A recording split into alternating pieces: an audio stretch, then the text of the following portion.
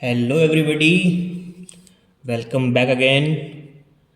ये जो है हमारा फिफ्थ सेशन है हमारा जो रिवीजन सीरीज चल रहा है उसके अंदर। और जैसे कि आप लोग देख सकते हैं कि आज हम कुछ अलग तरीके से क्लास ले रहे हैं। उसका एक कारण है। आज मैं आप लोगों को मेरा फेस नहीं दिखेगा, यानी कि आज मैं बोर्ड पर नहीं पढ़ाऊँगा। आज मैं आपको डिजिटल बोर्ड पे पढ़ाऊँगा, ठीक है ना, यानी कि हमारी लैपटॉप स्क्रीन पे। ठीक है, तो जैसा कि आप लोग देख सकते हैं हेडिंग क्या है, that is Rajasthan board 2023 examination के लिए हम लोग प्रिपेयर कर रहे हैं, जो कि कब है, जो कि है हमारा 27 मार्च को। ठीक है, और केमिस्ट्री के पेपर के लिए हम लोग प्रिपेयर कर रहे थे दिन से, क्योंकि फिजिक्स का पेपर आपका हो चुका है और जो भी जैसे हिंदी इंग्लिश का जो था वो भी आई थिंक हो चुका है। और ये जो सेशन है वो हमारा रिवीजन सेशन है, जिसके अंदर हम लोग किसकी बात करेंगे, हम लोग बात करेंगे क्वेश्चन और आंसर्स की। और ये कौन से क्वेश्चंस होंगे, आपके 1 मार्कर क्वेश्चंस होंगे। अब इसकी जो सिफारिश है, इसकी जो रिक्वेस्ट है, बहुत सारे मेरे स्टूडेंट्स ने ही करी थी, जो हमारे क्लासरूम स्टूडेंट्स हैं उन्होंने ही करी थी। और बहुत सारे जो मेरे ऑनलाइन स्टूडेंट्स हैं उन्होंने कही थी कि आप जो है टॉपिक्स के वीडियोस तो बना रहे हैं, लेकिन साथ के साथ 1 मार्कर क्वेश्चन में हमको बहुत ज़्यादा दिक्कत आ रही है। जैसे कि आपके एमसीक्यूज़ हो गए, आपके जो है फिल इन द ब्लैंक्स हो गए, 1 मार्कर 1 लाइनर क्वेश्चंस हो गए। तो मार्केट से कोई भी एक मटेरियल उठा के आप जो है उस पर एक सेपरेट वीडियो बना दीजिए एक लंबा सा, ताकि हम उसको सुन के हमारी एक अच्छी से प्रैक्टिस हो जाए, और जो भी हम मिस्टेक्स करते हैं 1 मार्कर क्वेश्चंस के अंदर वो अपन नहीं करें। ठीक है, तो अब चूंकि जिम्मेदारी मेरे पास आई तो फिर मैंने कहा कि एक काम करो कि तुम लोग ही प्रोवाइड कर दो, है ना। मार्केट में तो सारे मटेरियल हैं जिसके अंदर बहुत सारे क्वेश्चंस होंगे। तुम एक काम करो, तुम्हें मुझे बता दो कि कौन सा सही रहेगा और कौन सा मुझे करना चाहिए। तो मेरे एक स्टूडेंट ने क्या किया, पीडीएफ बना के मुझे 1 मार्कर क्वेश्चंस की लिस्ट भेज दी। और वो सारे के सारे क्वेश्चंस आज हम डिस्कस करेंगे विद सम रीजंस, कि वो क्वेश्चन कैसे होगा, क्या उसका आंसर होना चाहिए। So don't worry about it, आज हम उसको कंप्लीट करेंगे। तो मूव करते हैं सीधे के सीधे हमारे उस पीडीएफ की तरफ। तो ये देखिए आप, दिस इज आर पीडीएफ जो हमारे स्टूडेंट ने शेयर किया है। ठीक है ना, तो पहला क्वेश्चन अपन स्टार्ट करते हैं बिना किसी देरी के, बिना किसी टाइम वेस्ट के। 2 मिनट 20 सेकंड में ले चुका हूँ आपके, और ज़्यादा नहीं लूँगा। चलिए, द फर्स्ट क्वेश्चन इज, पहला क्वेश्चन ये आप देख सकते हैं, एक सेकेंड, यस। पहला क्वेश्चन है, the required charge for depositing 1 equivalent weight of silver at cathode will be. यानी कि जब आप एक इक्विवेलेंट, ध्यान से देखिए, जब आप एक इक्विवेलेंट 1 इक्विवेलेंट वेट के सिल्वर को कैथोड पे लाएंगे। ठीक है, अगर आपका कोई कैथोड है, उसका वो सिल्वर का बना हुआ है और उसका वेट कितना है 1 इक्विवेलेंट, तो उस पर कितना चार्ज डिपॉजिट होगा, है ना, उस पर कितना चार्ज डिपॉजिट होगा। ये क्वेश्चन को क्या करना है, सॉल्व करना है। अब ये क्वेश्चन कैसे सॉल्व होगा, बहुत सारे स्टूडेंट को दिक्कत आती है ना, तो हम इसको सॉल्व करते हैं। तो इस क्वेश्चन का आंसर करने के लिए मुझे थोड़ा सा स्पेस चाहिए, तो मैं इसको थोड़ा पीडीएफ को थोड़ा नीचे करता हूँ, क्योंकि ऊपर मेरे पास थोड़ा सा स्पेस है। अब देखिए, अगर आपके पास में, ध्यान से देखिएगा इसको, बहुत ही ईजी सा क्वेश्चन है ये, और आप इसको ईजिली कर सकते हैं। अगर मेरे पास कैथोड है, अगर मेरे पास कैथोड है और वो कैथोड जो है किसका बना हुआ है, सिल्वर का, एजी का। ठीक है, और एजी का अगर बना हुआ है और उसका वेट कितना दे रखा है अपन को, 1 इक्विवेलेंट, 1, इसको अपन 1 ग्राम इक्विवेलेंट भी कहते हैं। ये चीज़ आपको मालूम होनी चाहिए। ठीक है, तो अगर हम इसको 1 ग्राम इक्विवेलेंट बोल रहे हैं, तो ऑब्वियस सी बात है कि यहाँ पर जो चार्ज डिपॉजिट होगा, जो चार्ज यहाँ पे डिपॉजिट होने वाला है वो कितना होगा, ऑब्वियस सी बात है 1 फैराड। ठीक है ना, ये सारे रिलेशन आपको मालूम होने चाहिए। अगर ये रिलेशन आपको नहीं मालूम है तो ऑब्वियस सी बात है, आप एक मार्क के जो क्वेश्चंस होते हैं उनको बहुत ज़्यादा आप गलत करने के लिए क्या हो जाओगे, मोटिवेट हो जाओगे, है ना। तो अगर 1 ग्राम इक्विवेलेंट वेट है, अगर देखिए ध्यान से, अगर आपका जो वेट है, इसको मैं थोड़ा सा जो है मार्कर थोड़ा सा मोटा कर देता हूँ।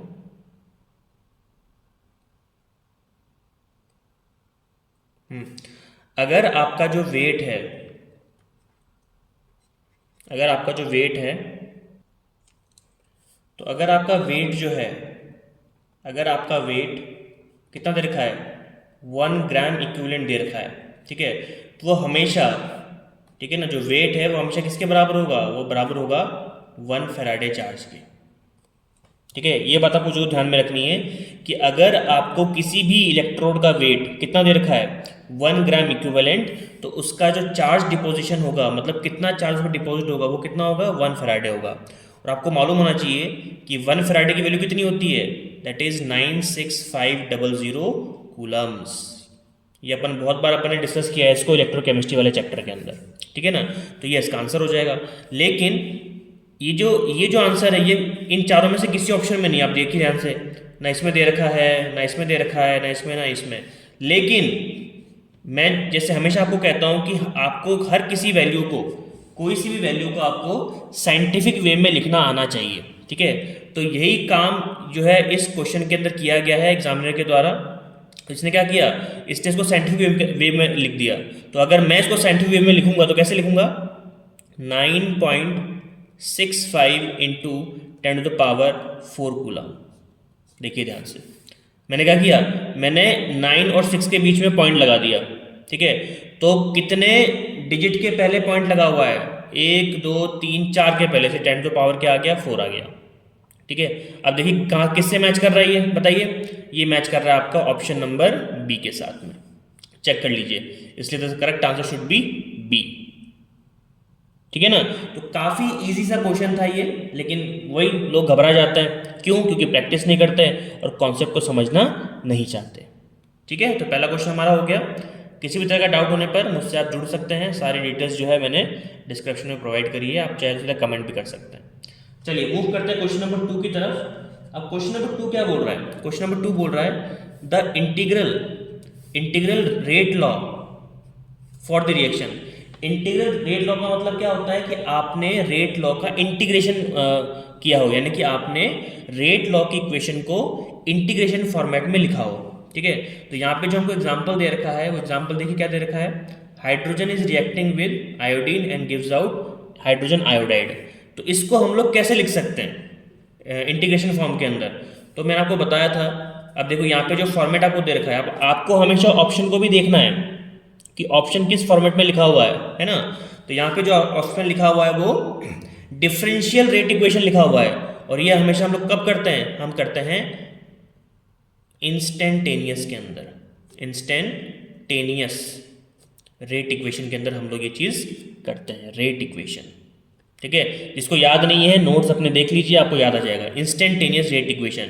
और जब अपन इंस्टेंटेनियस रेट इक्वेशन लिखते हैं तो उसमें हम लोग क्या करते हैं, उसमें हम लोग हमेशा किसी भी रिएक्शन को डिफरेंशियल फॉर्म में लिखते हैं, यानी कि H2 चूंकि रिएक्टेंट है तो मैं क्या लिखूंगा इसको, -DH2 upon dt is equals to -Di2 upon dt, ठीक है ना, is equals to +1/2 dHi concentration of HI upon dt, ठीक है। हम लोग ऐसे ही लिखते हैं डिफरेंशियल रेट इक्वेशन, तो ऑब्वियस सी बात है इसको भी ऐसे लिखा जाएगा।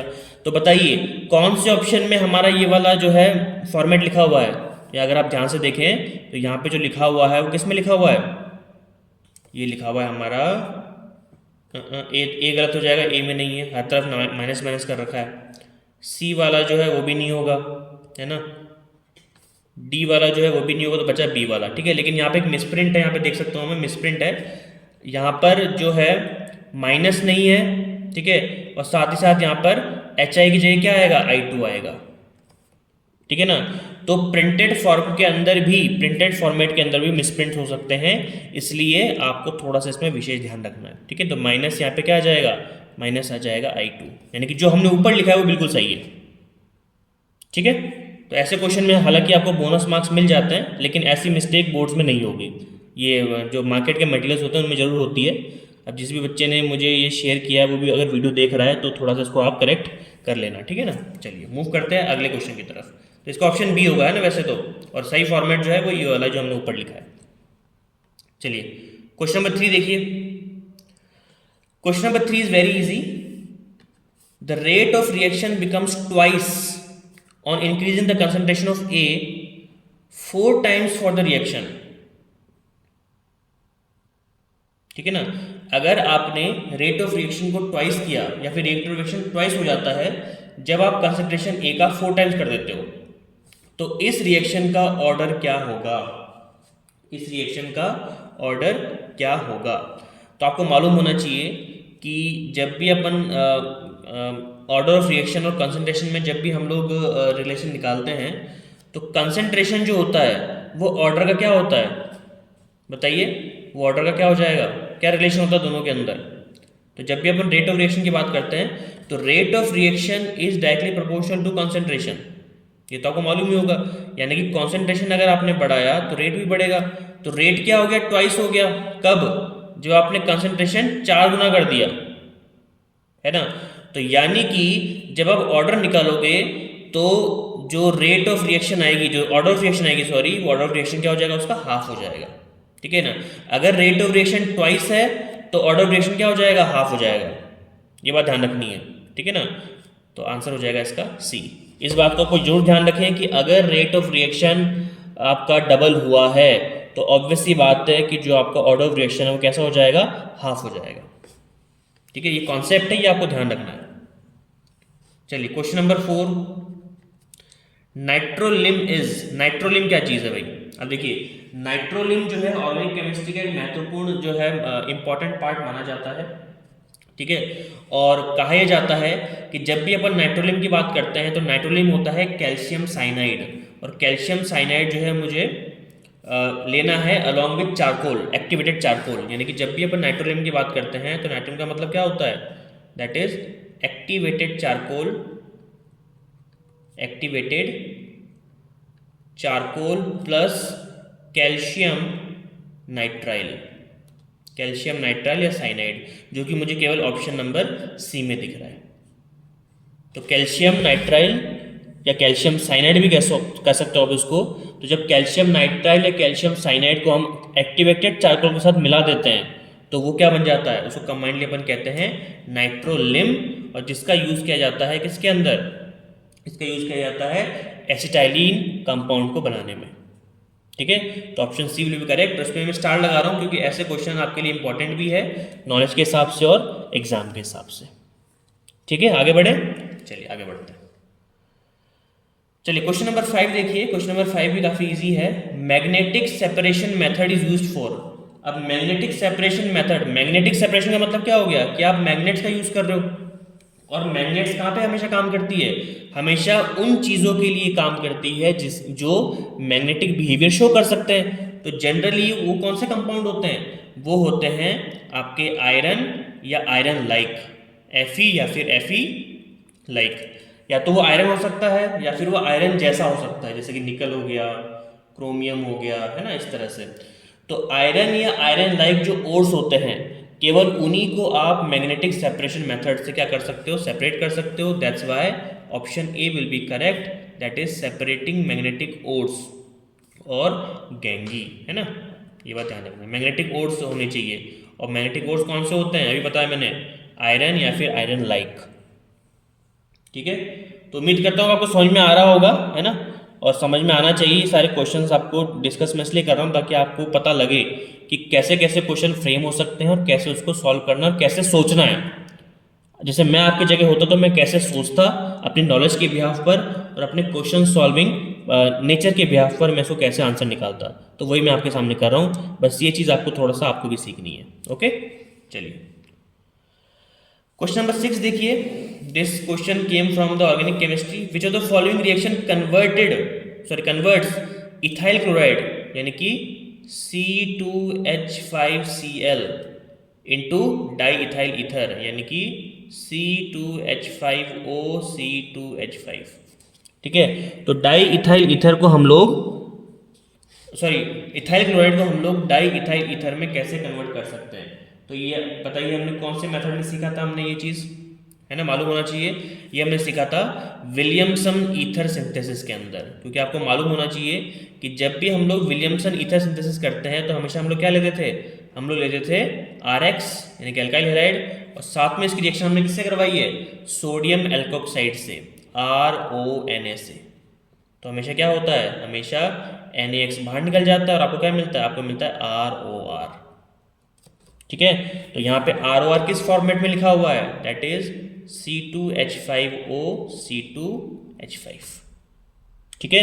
सो Williamson ether synthesis is very good example for preparing ethers like this, that's why option B will be correct. इसको भी मैं स्टार लगा रहा हूँ, इसको आपको बहुत अच्छे से देखना है, ठीक है ना।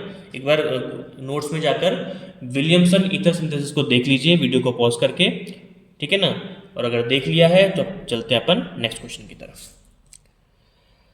चलिए जी, क्वेश्चन नंबर 7, इसको मैं रब कर देता हूँ। क्वेश्चन नंबर 7 देखिए, from which formaldehyde react and form bakelite.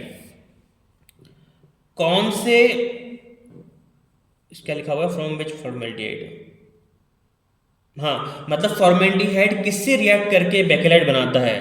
तो इसका बिल्कुल परफेक्ट आंसर जो आपको मालूम होना चाहिए, that will be your phenol. तुरंत वीडियो को पॉज कीजिए और पॉलीमर वाले चैप्टर में जाइए, निकाल लीजिए बेकेलाइट, और उसमें आप देखेंगे कि फिनॉल की रिएक्शन हमने हमेशा किससे करवाई है, हमने करवाई है फॉर्मेल्डिहाइड यानी कि HCHO के साथ में, और इससे हमको क्या मिला है, हमको मिला है बेकेलाइट आफ्टर पॉलीमराइजेशन, ठीक है। तो ऐसे क्वेश्चन है ना फैक्चुअल होते हैं, आपको याद है तो है, नहीं है तो नहीं है ना। और याद कब होगा, जब आपने प्रैक्टिस कर रखी होगी, और उसको हम थोड़ा सा क्या कर रहे हैं यहाँ पे आपके साथ सॉल्व कर रहे हैं, है ना। तो ये फैक्चुअल क्वेश्चन तो आपको याद रखनी है अपने। चलिए मूव करते हैं आगे क्वेश्चन नंबर 8 की तरफ। Which compound is obtain during the complete hydrolysis of cellulose. Cellulose आपने पढ़ा जरूर होगा। सेल्यूलोज जो आता है वो कौन से चैप्टर में आता है, वो आता है बायोमोलिक्यूल्स के अंदर, ठीक है ना। बायोमोलिक्यूल्स के अंदर भी अपन इसको पढ़ते हैं कई बार, और कई बार हम लोग इसको पॉलीमर वाले चैप्टर के अंदर भी पढ़ते हैं। ज़्यादातर अपन बायोमोलिक्यूल में पढ़ते हैं, क्योंकि बायोमोलिक्यूल के अंदर एक सेक्शन है जिसको अपन कहते हैं क्या, पॉलीसैकेराइड। याद आ रहा होगा आपको ना, याद आना चाहिए, अब तो टाइम भी नहीं है, अब तो याद आना चाहिए भाई, है ना। तो क्या बोलते हैं, बायोमोलिक्यूल्स में जो हमारा टॉपिक है पॉलीसैकेराइड, उसी के अंदर ये टॉपिक आता है सेलुलोज, ठीक है ना। और सेलुलोज किससे बनता है जनरली, बताइए, ग्लूकोज मॉलिक्यूल के पॉलीमराइजेशन से, ग्लूकोज मॉलिक्यूल के पॉलीमराइजेशन से, राइट। और ये ग्लूकोज कैसा होना चाहिए, ये होना चाहिए आपका डी ग्लूकोज, ठीक है ना। ये कैसा होना चाहिए आपका, डी ग्लूकोज, इसलिए answer should B A. L glucose नहीं है, डी फ्रक्टोज भी नहीं, फ्रक्टोज होता ही नहीं, क्या है, तो राइबोज तो उसमें डीएनए में होता है, तो यहाँ क्या कर रहा है राइबोज, है ना। इसलिए आंसर हो जाएगा आपका D glucose, option A will be correct, ठीक है। तो 8 क्वेश्चन जो हमने डिस्कस किए, आई थिंक वो आपको क्लियर हो गए होंगे। अब इन क्वेश्चन में कोई डाउट हो इन 8 के अंदर, तो एक बार वीडियो को दोबारा से देख लीजिए, जो मैं आपको एक्सप्लेन कर रहा हूँ उसको दोबारा सुन लीजिए, फिर भी डाउट हो तो कमेंट कर दीजिए, है ना, दोबारा से आपको समझा देंगे, ठीक है। मूव करते हैं जी नेक्स्ट क्वेश्चन की तरफ। क्वेश्चन नंबर 9, क्वेश्चन नंबर 9 है, what is the shape of FeCO5 molecule, ठीक है ना। यानी कि FeCO5 का स्ट्रक्चर यानी कि शेप कैसा होता है। तो जहाँ तक मुझे याद है, इसका शेप अपन जो है बनाते हैं किसके अंदर, डी ब्लॉक के अंदर। तो आप बनाइए इसको, बीच में आपने Fe रखा, है ना, और इधर आपने CO लिखा, इधर आपने CO लिखा, इधर आपने CO लिखा, 3 ये हो गए, 5 टोटल, एक CO ऊपर और एक CO नीचे। तो ऐसे स्ट्रक्चर को अपन क्या बोलते हैं, ये देखो क्या बन रहा है, ट्राइगन और बाइपिरामिडल, इसलिए option D will be correct, trigonal bipyramidal. देख लो सेंटर में क्या बन रहा है, ट्राइगन बन रहा है, दोबारा बात सुन लो, देखो ट्राइगन, और ऊपर एक पिरामिड, नीचे एक पिरामिड, इसलिए trigonal bipyramidal, option D will be correct answer, ठीक है जी। आगे बढ़े, ओके। आ चुके हैं हम लोग अपने नेक्स्ट क्वेश्चन की तरफ, जिसको हम कहते हैं फिल इन द ब्लैंक्स। तो फिल इन द ब्लैंक्स देख लेते हैं कैसा है, देखने में तो अच्छा ही लग रहा है, ठीक है। अब देखिए पहला question, rickets is cause due to deficiency of. अब ये ऐसे जो क्वेश्चन होते हैं वो थकाऊ क्वेश्चन होते हैं, मतलब उसको हम कहते हैं थकेले क्वेश्चंस, ठीक है ना। लेकिन फिर भी आप चूंकि आया तो पूछ लेते तो अपन याद भी रखना चाहिए। तो एक बीमारी है रिकेट, जिसके अंदर जो हाथ पैर है ना टेढ़े बाके हो जाते हैं, मतलब जो शेप होती है हाथ पैरों की हड्डियों की वो थोड़ी सी कैसे डिस्टॉर्टेड हो जाती है। तो ये बीमारी जिसको हम रिकेट्स कहते हैं वो किसकी कमी की वजह से होता है, तो वो है आपका, उसका जो आंसर हो जाएगा दैट इज विटामिन डी की कमी से हो जाता है। इसलिए कहते हैं लोगों को कि धूप में बैठो, है ना, इसलिए आप लोगों को सर्दियों में अंदर या फिर गर्मियों के अंदर भी थोड़ा टाइम के लिए धूप में बैठना चाहिए, ठीक है। और एक बात मैं आप और बता दूं कि जब आप धूप में बैठते हो तो धूप यानी कि सनलाइट से आपको विटामिन डी नहीं मिलता। विटामिन डी तो हमारे बॉडी के अंदर पहले से ही होता है, उस विटामिन डी हमारी बॉडी के अंदर है वो इनएक्टिव फॉर्म में रहता है, उसको एक्टिवेट कौन करता है? सनलाइट करती है ना। इसलिए कहते हैं कि धूप में बैठना चाहिए। लेकिन लोग जो है हमारे देश में मूर्ख किस्म के है ही, उनको लगता है कि भाई धूप में बैठने से विटामिन डी मिलता है, ठीक है ना। तो विटामिन डी नहीं मिलता, विटामिन डी को वो एक्टिवेट करता है। विटामिन डी हमारी बॉडी में पहले से ही है, ठीक है। तो वापस आते हैं मुद्दे पे कि विटामिन डी की कमी से होता है रिकेट्स बीमारी। Second, complete the reaction R X plus R O N A. तो इससे अभी हमने पढ़ा था, ठीक है ना। इससे क्या मिलेगा आपको? आर ओ आर मिल जाएगा। आर ओ आर का मतलब क्या हो गया? ईथर मिलेगा, है ना। और कौन सी रिएक्शन है ये है आपकी Williamson's reaction, Williamson's ether synthesis, ठीक है। याद होना चाहिए, बिल्कुल। नहीं याद है तो वीडियो को पॉज करो, गो थ्रू करो एक बार और वापस फिर इसमें आओ। चलिए question number 3, unit of specific rate of reaction for zero order reaction is. अब जीरो ऑर्डर रिएक्शन की जो यूनिट होती है वो क्या होती है? ठीक बताइए। ये तो मैंने कई बार सिखाया आपको। ये हो जाएगा mole litre inverse second inverse, mole litre inverse second inverse, ठीक है। Question number 4, when white phosphorus heated at 573 kelvin for several days it forms. अगर व्हाइट फॉस्फोरस को, अगर सफ़ेद फॉस्फोरस को 573 केल्विन, जो कि बहुत ही हाई टेम्परेचर होता है, उस टेम्परेचर पर कई दिनों तक गर्म करें तो क्या बन जाएगा? तो किसी भी चीज़ को गर्म करने पर क्या हो जाता है? वो लाल हो जाता है। तो ये भी लाल हो जाएगा, ठीक है ना, गुस्से के मारे। तो क्या बन जाएगा? रेड फॉस्फोरस बन जाएगा जी, रेड फॉस्फोरस, ठीक है। तो बहुत ही सिंपल लॉजिक से मैं समझा रहा हूँ, आपको भी समझना है और आंसर लिखना है, ठीक है। तो अपने आंसर लिख लिए चारों के। मूव करते हैं थर्ड क्वेश्चन की तरफ। Very short answer type question, ये सारे एक नंबर वाले हैं, 1 मार्कर वाले हैं ना। चलिए, arrange the following in increasing order of basic strength. Basic strength मतलब बेसिक स्ट्रेंथ के ब्याज पर आपको अरेंज करना है इंक्रीजिंग ऑर्डर में, यानी कि सबसे कम बेसिक वाला सबसे पहले और सबसे ज़्यादा बेसिक वाला सबसे बाद में। ये भी कई लोगों को मालूम नहीं होता, इसलिए मैं आपको बता रहा हूँ, ठीक है ना। तो गलती मत करना, मैं चाहता हूँ जितनी हो सके आप गलती को रिड्यूस करें, बढ़ाएं नहीं उसको। चलिए, तो ये करने से पहले, मतलब इनको अरेंज करने से पहले आपको इन सब की स्ट्रक्चर मालूम होनी चाहिए जी, ठीक है। मैं जब भी ऐसे क्वेश्चन जब सॉल्व कराता हूँ तो मैं स्टूडेंट को एक ही बात कहता हूँ कि अगर आपके माइंड में कंपाउंड की स्ट्रक्चर क्लियर नहीं है तो आप ये मान के चलिए कि 90% केस के अंदर आपका सवाल गलत होने वाला है। तो वो सवाल गलत ना हो इसलिए हम लोग क्या करते हैं, इसलिए हम लोग उसका स्ट्रक्चर ओपन करते हैं। तो एनिलीन जो होता है दिखने में कुछ इस तरह का होता है, NH2 जुड़ा हुआ है बेंजीन के साथ में। पैरा नाइट्रोएनिलीन कैसा होता है जी? NH2 है अपने पास में, बेंजीन है ही अपने पास में, और पैरा पोजीशन पे NO2 जुड़ा हुआ है जी। और पैरा टोलुइडिन कैसा होता है जी? पैरा टोलुइडिन होता है कि आपने CH3 लिया, आपने बेंजीन लिया और आपने उसे पैरा पोजीशन पे NH2 जोड़ दिया। तो ये तीनों के स्ट्रक्चर है। अब आपको बताना है कि इनमें से कौन सबसे कम बेसिक स्ट्रेंथ शो करेगा और कौन सबसे ज़्यादा। सबसे इंपॉर्टेंट बात जो यहाँ पर आपको ध्यान रखनी है कि जो CH3 होता है ना, CH3 ये हमेशा प्लस आई इफेक्ट शो करता है। मतलब ये बेंजीन रिंग को इलेक्ट्रॉन देगा, और बेंजीन रिंग को अगर इलेक्ट्रॉन देगा तो बताओ बेंजीन रिंग पर इलेक्ट्रॉन की डेंसिटी बढ़ेगी कि नहीं बढ़ेगी? बिल्कुल बढ़ेगी। और बेंजीन रिंग पर अगर इलेक्ट्रॉन की डेंसिटी बढ़ जाएगी तो ऑब्वियसली बात है बेसिक स्ट्रेंथ ज़्यादा होगा, क्योंकि बेसिक स्ट्रेंथ किस पर डिपेंड करता है? इलेक्ट्रॉन डेंसिटी पर। इसलिए फर्स्ट नंबर पे कौन आएगा जी बताइए? फर्स्ट नंबर पे आएगा, मतलब सबसे ज़्यादा जो बेसिक होगा वो पैरा टोलुइडिन होगा। और देखिए नाइट्रो ग्रुप जो होता है वो माइनस आई इफेक्ट शो करता है, मतलब इलेक्ट्रॉन खींचने में विश्वास रखता है। तो NO2 क्या करेगा? NO2 बेंजीन रिंग में से सभी के सभी इलेक्ट्रॉन्स को अपनी तरफ खींच लेगा, और अपनी तरफ इलेक्ट्रॉन खींचने की वजह से बेंजीन पर इलेक्ट्रॉन की डेंसिटी कम हो जाएगी, और कम होने की वजह से ये बेसिक स्ट्रेंथ शो नहीं कर पाएगा, ठीक है। इसलिए जो अपन ऑर्डर यहाँ पे लिखेंगे, जो ऑर्डर हम लोग लिखेंगे वो क्या लिखेंगे? सबसे कम होता है पैरा नाइट्रो एनिलीन, उससे ज्यादा कौन होगा? एनिलीन, और सबसे ज़्यादा कौन होगा? पैराटोलुइडीन, टोलुइडीन। तो ये हो गया इसका आंसर। ठीक है, तो मैं आपको रीज़न बता बता के आंसर बता रहा हूँ, ठीक है ना, तो आप गलती मत करना। और अगर नहीं समझ में आया तो वीडियो को थोड़ा सा पीछे ले लो।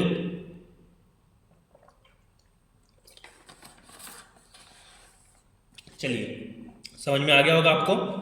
बढ़ते हैं नेक्स्ट क्वेश्चन की तरफ। तो अगला क्वेश्चन जैसा कि आप देख सकते हैं, बड़ा ही प्यारा सा क्वेश्चन है, बड़ा ही इजी भी है। अब प्यारा क्वेश्चन क्या है? अ फर्स्ट ऑर्डर रिएक्शन, इसको मिटा देता हूं, है ना। A first order reaction is found to have rate constant इतना। तो रेट कांस्टेंट आपको दे रखा है, जैसे कि आप देख सकते हैं यहाँ पे रेट कांस्टेंट इज गिवन के, इतना दे रखा है। Find the half life of reaction. अब हाफ लाइफ बताने के लिए, और देखो रिएक्शन कौन सी है? फर्स्ट ऑर्डर वाली। तो फर्स्ट ऑर्डर रिएक्शन के लिए हाफ लाइफ का सिंबल क्या होता है? हाफ लाइफ का फॉर्मूला क्या होता है? जल्दी बता दो आप, फटाफट जल्दी सोचो। फॉर्मूला होता है कि t half is equals to 0.693 upon, वैसी बात है के, है ना। और जब इतना आपको मालूम पड़ गया तो के की जगह पे के का फॉर्मूला डाल दो। और जब आप के का फॉर्मूला डालोगे तो के का फॉर्मूला डालने पे क्या आएगा आंसर? यानी कि 0.693 अपॉन 5.5 इंटू 10⁻⁻14। फटाफट डिवाइड कर दो, और जब आप डिवाइड करोगे तो जो भी आंसर आएगा वो आपका आंसर हो जाएगा। तो आंसर क्या आएगा डिवाइड करने पे? 0.126 के आसपास आएगा, ठीक है ना, इंटू 10⁻14 ऊपर क्या आएगा तो 14। तो ये आंसर आ जाएगा टी हाफ। इतना सेकंड मतलब यूनिट जरूर लिखना, कई लोग मिस करते हैं यूनिट लिखना। तो यूनिट आपको लिखना है, उसको छोड़ मत देना यूनिट को, वरना नंबर छुड़वा देगा वो तुम्हारे। सेकंड, ठीक है ना। अब आप चाहो तो कई बार ना ये भी कर सकते हो, आप यहाँ पे 0.12 भी कर सकते हो, no issue, you can do it, ठीक है। चलिए जी आगे बढ़ते हैं।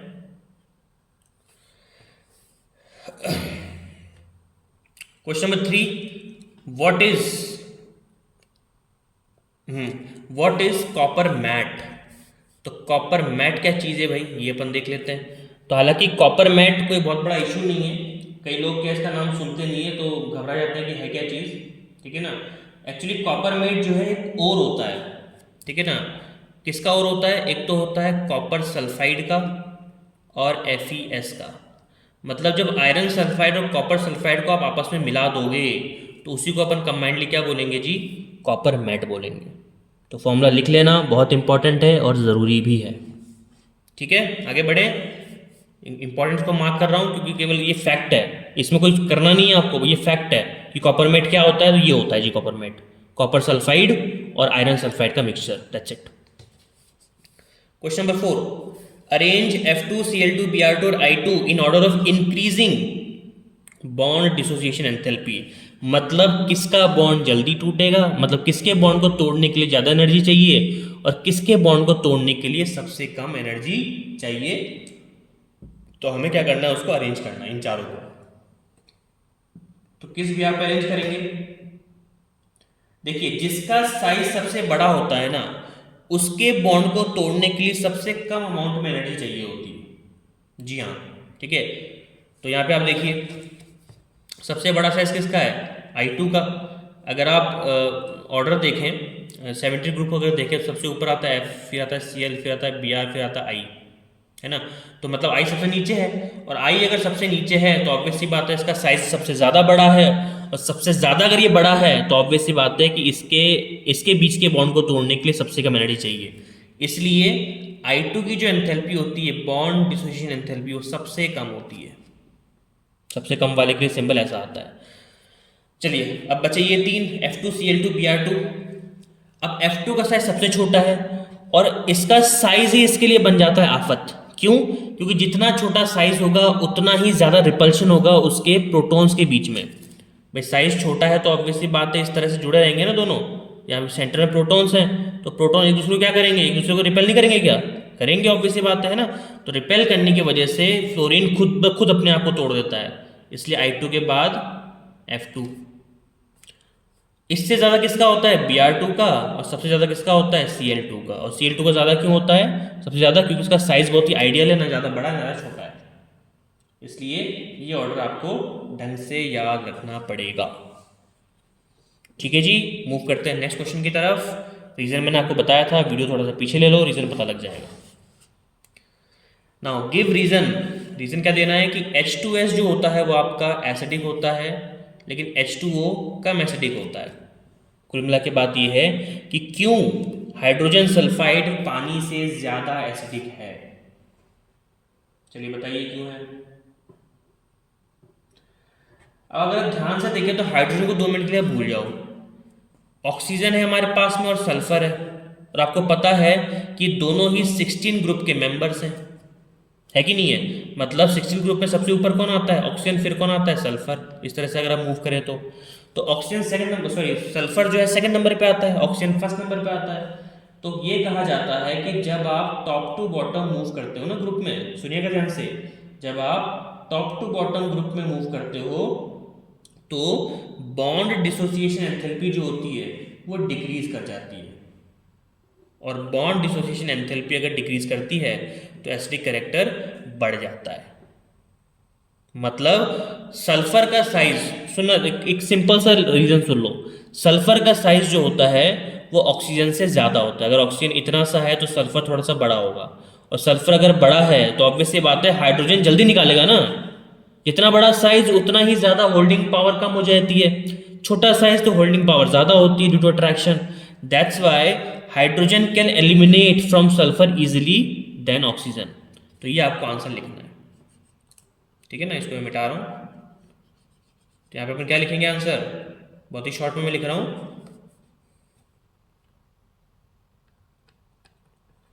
H+ can liberate by sulphur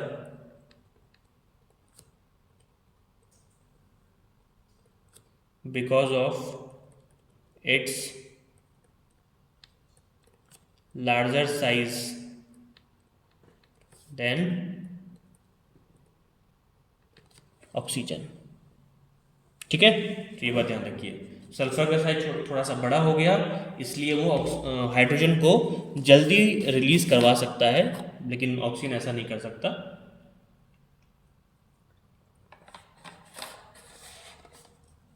इसलिए H2S ज़्यादा एसिडिक है, सिंपल सी चीज़ है ना। आगे बढ़ते हैं। ये क्वेश्चन तो मैंने कई बार एग्जाम मतलब क्लासरूम के अंदर भी करवाया था कि ऑर्थोनाइट्रोफिनॉल ज़्यादा एसिडिक है किससे, ऑर्थोमेथॉक्सीफिनॉल से, है ना। तो ऐसा क्यों है, तो देखिए इसका जो आंसर है इसके इनके स्ट्रक्चर में छुपा हुआ है। अगर मैं ऑर्थोनाइट्रोफिनॉल को बनाऊं, स्ट्रक्चर बनाऊं, तो कुछ इस तरह का बनता है। ये फिनॉल हो गया और ऑर्थो पोजीशन पे NO2 आ गया। और अगर मैं ऑर्थोमेथॉक्सीफिनॉल की बात करूं तो ये बेंजीन रिंग, यहाँ पर आ गया OH और यहाँ पे आ गया मिथॉक्सी का मतलब OCH3। अब इन दोनों स्ट्रक्चर को आप थोड़ा गौर से देखिए, और जब आप गौर से इसको देखेंगे, ठीक है ना, तो आपको मालूम पड़ेगा कि इलेक्ट्रॉन जो NO2 होता है ना, NO2 ये राक्षस होता है। राक्षस का मतलब माइनस का इफेक्ट शो करता है, जबकि OCH3 जो होता है वो दानवीर कणन होता है, मतलब काफ़ी दान कर देता है। अब दान किसे करेगा, इलेक्ट्रॉन का करेगा, तो प्लस का इफेक्ट शो करता है, ठीक है ना। तो NO2 चूंकि माइनस का इफेक्ट शो कर रहा है, इसलिए ये बेंजीन रिंग में से इलेक्ट्रॉन को अपनी तरफ खींच लेता है। और बेंजीन से अगर एक बार इलेक्ट्रॉन गया तो ऑक्सीजन के ऊपर क्या चार्ज आ जाएगा, पॉजिटिव आएगा कि नहीं आएगा, क्योंकि सारा इलेक्ट्रॉन किसके पास जा रहा है, NO2 के पास में। तो ऑक्सीजन के ऊपर इलेक्ट्रॉन की डेंसिटी क्या हो जाएगी, कम हो जाएगी, इसलिए ऑक्सीजन H को बाहर निकाल देगा। क्यों, क्योंकि H पे तो पहले से ही पॉजिटिव चार्ज होता है। अगर मैं आपको OH की बात बताऊं तो OH में इस पे डेल्टा पॉजिटिव, इस पे डेल्टा नेगेटिव, लेकिन चूंकि ये जुड़ा हुआ है NO2 वाले ग्रुप के साथ में, तो NO2 ने सारा इलेक्ट्रॉन खींच लिया इसमें से, तो डेल्टा नेगेटिव क्या बन गया, डेल्टा पॉजिटिव, ठीक है ना। अब डेल्टा पॉजिटिव में रिपल्शन नहीं होगा क्या, ऑब्वियस सी बात होगा, इसलिए H+ जल्दी बाहर निकल जाएगा, ठीक है ना। बट यहाँ पे उल्टा केस है, OCH3 इलेक्ट्रॉन दे रहा है, जिसकी वजह से बेंजीन से होता हुआ इलेक्ट्रॉन किसके पास जाएगा? ऑक्सीजन के पास। और ऑक्सीजन के पास नेगेटिव चार्ज बढ़ेगा तो ऑब्वियस सी बात है कि जो H पॉजिटिव था उसको ज़्यादा खींचेगा और बाहर उसको निकलने से रोक देगा। ठीक है, तो ये इसका आंसर हो गया। That's why orthonitrophenol is more acidic than ऑर्थोमेथॉक्सीफिनॉल।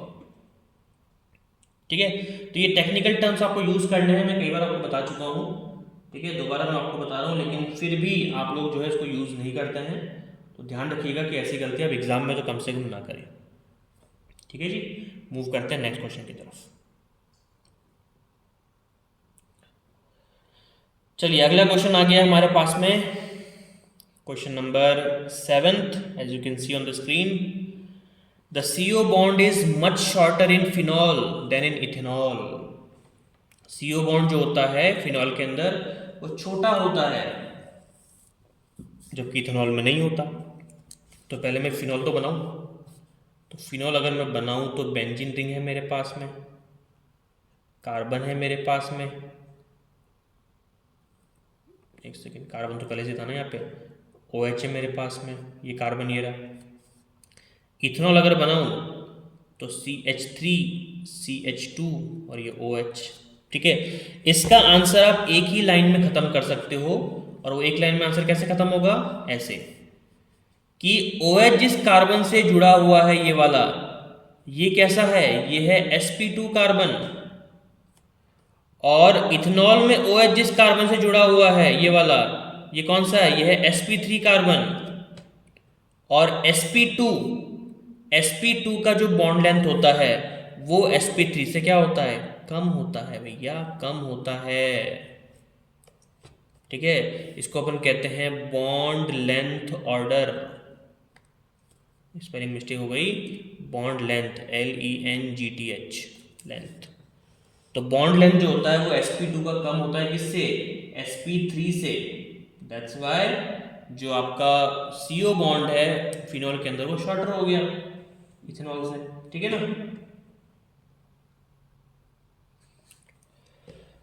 बात आएगी नहीं समझ में?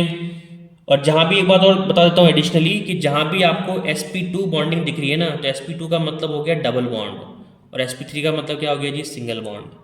ठीक है, और डबल बॉन्ड तो पूरा बच्चा जानता है, जो भी केमिस्ट्री पढ़ता है, कि डबल बॉन्ड तो हमेशा से सिंगल बॉन्ड से छोटा ही होगा ना। तो ऑब्वियसली बात है बॉन्ड स्ट्रेंथ कम हो गई, और इसलिए तो क्या हो गया? फिनॉल शॉर्टर हो गया, फिनॉल का कार्बन। और कितने हिंट्स दूं मैं आपको? ठीक है, भूलना नहीं इस चीज़ को। आगे बढ़ते हैं, तो अगला क्वेश्चन क्या है जी हमारे पास में? बड़ा interesting question. What type of aldehydes undergo Cannizzaro reaction? ठीक है, देखिए ऐसे एल्डिहाइड, दोबारा बता रहा हूं, ऐसे एल्डिहाइड जिनके पास अल्फा हाइड्रोजन हैं, जिनके पास अल्फा हाइड्रोजन प्रेजेंट हैं, वो हमेशा एल्डोल रिएक्शन देंगे। याद कर लो, रट लो, कुछ भी करना है कर लो। अगर किसी भी एल्डिहाइड के पास में अल्फा हाइड्रोजन है तो एल्डोल रिएक्शन देगा, और जिसके पास अल्फा हाइड्रोजन नहीं है, अल्फा हाइड्रोजन कैसा है? एब्सेंट, तो वो कौन सी रिएक्शन देगा भाई साहब? कैनिज़ारो रिएक्शन देगा। सिंपल सी बात। ठीक है, कोई भी एल्डिहाइड अगर अल्फा हाइड्रोजन शो कर रहा है तो एल्डोल देगा। कोई रिएक्शन अगर अल्फा हाइड्रोजन शो नहीं कर रहा है, एक भी नहीं है उसके पास में, तो क्या देगा? कैनिज़ारो रिएक्शन देगा। और जब भी कैनिज़ारो रिएक्शन होता है तो दो तरह के कंपाउंड बनते हैं। एक बनता है आपका क्या? अल्कोहल, और एक क्या बनता है आपका? Salt of carboxylic acid. तो एक क्वेश्चन में देखो कितने सारे आपके फैक्ट्स निकल गए, है ना। ऐसे ही स्टडी होती है, इसे अपन कहते हैं, इसे अपन क्या बोलते हैं? इसे अपन कहते हैं 360 डिग्री स्टडी। मतलब कोई चीज़ आपको दिखी और आपने उसके आसपास का सब कुछ छान मान लिया। अब इसके अंदर एल्डोल की कोई बात ही नहीं कर रहा, कोई सेंस ही नहीं है, लेकिन मैंने बात करी। क्यों? क्योंकि सारा का सारा रिलेशन अल्फा हाइड्रोजन से है। तो अल्फा हाइड्रोजन अगर होगा तो एल्डोल, तो नहीं होगा तो कैनिज़ारो रिएक्शन। ठीक है, ओके, आगे बढ़ते हैं। तो यहां तक आई थिंक आपको समझ में आया होगा। वीडियो को थोड़ा सा पॉज करके पूरा सा गो थ्रू कर लीजिए, और नोट्स बनाते रहिए। पेन रुकने नहीं चाहिए आपके, पेन चलते रहने चाहिए। आपके हाथ में पेन होना चाहिए, और आप कुछ ना कुछ लिखते हुए ही याद कीजिए। ठीक है ना, मैं प्रवचन यहाँ पे नहीं दे रहा हूँ कि आप आराम से बिस्तर पे सोते हुए पढ़ रहे हैं। ऐसे एग्जाम की तैयारी नहीं होती। आपके हाथ में जब तक पेन नहीं होगा तब तक आप ट्रस्ट कीजिए आप कुछ नहीं सीख पाएंगे, आपके दिमाग में चीज़ें घुसेंगी ही नहीं। तो आपके हाथ में पेन हो और पेन जो है कॉपी के अंदर लिखते रहे तो ही वो सबसे अच्छे पढ़ाई का सिंबल माना जाता है। ओके, वीडियो पॉज कीजिए, अपने नोट्स को गो थ्रू कीजिए, उसके बाद में हम बढ़ते हैं नेक्स्ट क्वेश्चंस की तरफ। चलिए जी, हम आ गए हैं नेक्स्ट क्वेश्चंस की तरफ। तो एक सेट हमारा खत्म हो गया है, अब हम दूसरे सेट की तरफ मूव कर रहे हैं। और दूसरे सेट के अंदर भी पहले हमारा सामना हुआ है एमसीक्यूज क्वेश्चंस के अंदर, ठीक है ना। तो स्टार्ट करते हैं। सबसे पहला जो एमसीक्यू क्वेश्चन है हमारा वो क्या है? Question number 1, right the answer for the following. तो चलो फालतू बात। हाँ, पहला क्वेश्चन है ये वाला। The conductivity of aqueous solution of an electrolyte depends on. कोई भी अगर आपके पास में इलेक्ट्रोलाइट है, इलेक्ट्रोलाइट का सॉल्यूशन अगर है, तो उसकी कंडक्टिविटी किस पर डिपेंड करेगी? बड़ा ही प्यारा सा क्वेश्चन, बड़ा ही कॉन्सेप्चुअल क्वेश्चन। तो याद रखिएगा, मैंने आपको कई बार बताया है कि इलेक्ट्रोलाइट का मतलब क्या होता है।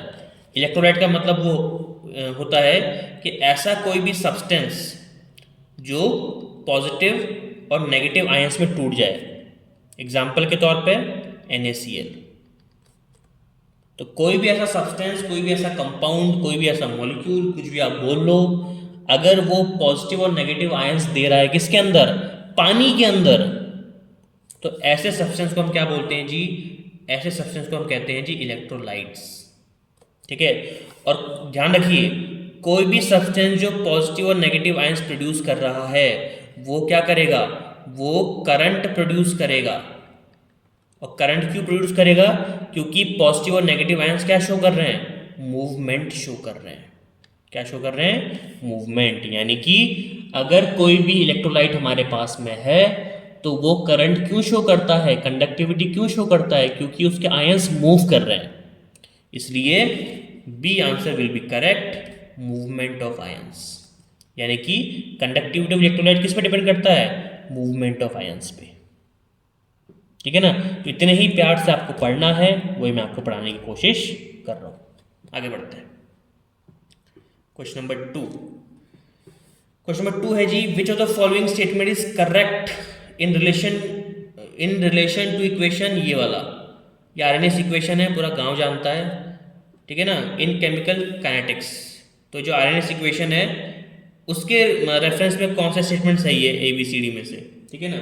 तो अगर मैं चारों को पढ़ूं तो देखिए, पहला है E is activation energy, K is equilibrium constant, R is Rydberg constant. ये तो गलत है। रिडबर्ग कांस्टेंट तो उसमें आता है अपना फिजिक्स के अंदर वेवलेंथ फाइंड आउट करने के लिए, तो गलत हो गया। A is absorption coefficient. तो कौन सा स्टेटमेंट करेक्ट बोल रहा है ये? तो यहाँ पे करेक्ट नहीं होगा, ये इनकरेक्ट होगा, क्योंकि तीनों करेक्ट है। ये भी करेक्ट है, ये भी करेक्ट है, ये भी करेक्ट है। पता नहीं क्या क्या प्रिंट करते रहते हैं ये लोग। तो यहाँ पे आप इसको काट के लिख लीजिएगा।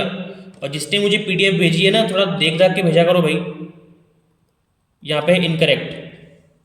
ठीक है ना। तो कौन सा स्टेटमेंट इनकरेक्ट है? तो B स्टेटमेंट जो है इनकरेक्ट है ना, ये वाला। क्योंकि R यहाँ पे रिडबर्ग कांस्टेंट नहीं है। R यहाँ पे क्या है? What is R here? R यहाँ पर होता है गैस कांस्टेंट। ठीक है। K सही है, इक्विलिब्रियम कांस्टेंट होता है। E सही है, एक्टिवेशन एनर्जी होती है। T यहाँ पे सही है, टेम्परेचर होता है। और A यहाँ पे एब्जॉर्प्शन कोफिशिएंट है, बिल्कुल सही है। लेकिन R यहाँ पे है गैस कांस्टेंट, इसलिए इनकरेक्ट स्टेटमेंट क्या हो गया? B हो गया। ठीक है। दोबारा रिपीट कर रहा हूँ कि यहाँ पे करेक्ट नहीं बताना है, इनकरेक्ट बताना है। थोड़ा सा मिसप्रिंट है तो मैंने आपको बता दिया है। Question number 3, the rate of reaction on doubling, double करना चाहिए अपन को, double on doubling the active mass of A। Active mass का मतलब मास ही होता है ना, मतलब वो मास जो रिएक्शन में पार्टिसिपेट करता है उसे हम कहते हैं active mass of A by keeping active mass of B constant in the reaction, product will be. ठीक है ना। तो ये हमारे पास रिएक्शन है, जैसे कि आप देख सकते हैं, this is a reaction. A के दो मॉलिक्यूल्स हैं, 2 मोल्स हैं, और B के 1 मोल्स हैं, और दोनों आपस में मिलकर बना रहे प्रोडक्ट। तो प्रोडक्ट कितना बनेगा? अगर आपने A को डबल कर दिया है और बी को कांस्टेंट रखा है, ठीक है ना। तो मैंने आपको पहले ही बताया था कि रेट ऑफ रिएक्शन जो होती है किस पे डिपेंड करती है, अगर फर्स्ट ऑर्डर है तो किसी एक पे डिपेंड करती है, ठीक है ना। तो आपको क्या करना है, आपको 2a का कर देना है पावर 2, 2a की पावर 2, ठीक है ना। क्यों कर देना है 2a की पावर 2,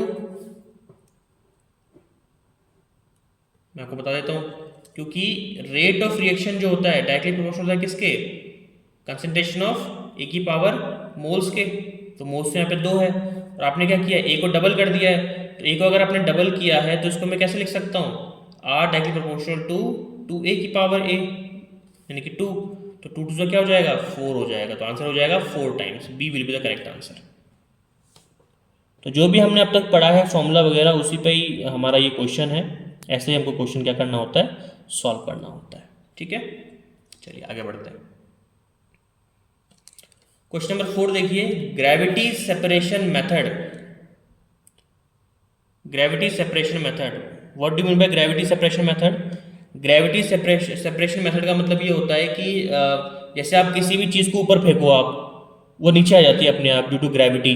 तो ऐसे ही ऊपर से नीचे, अगर ऊपर और नीचे, ऊपर से नीचे वाली टेक्निक से अगर आप कोई चीज़ सेपरेट कर रहे हो तो उसे अपन कहते हैं ग्रेविटी सेपरेशन। तो वो इनमें से किसका किया जाता है, ये पूछ रहा है। तो अब देखो ये आपको याद रहे नहीं रहे पता नहीं, लेकिन एक बात आपको याद रहनी चाहिए कि ग्रेविटी सेपरेशन मेथड सबसे बेस्ट है किसके लिए, सबसे बेस्ट है जी ये ऑक्साइड ओर के लिए। तो D will be correct answer.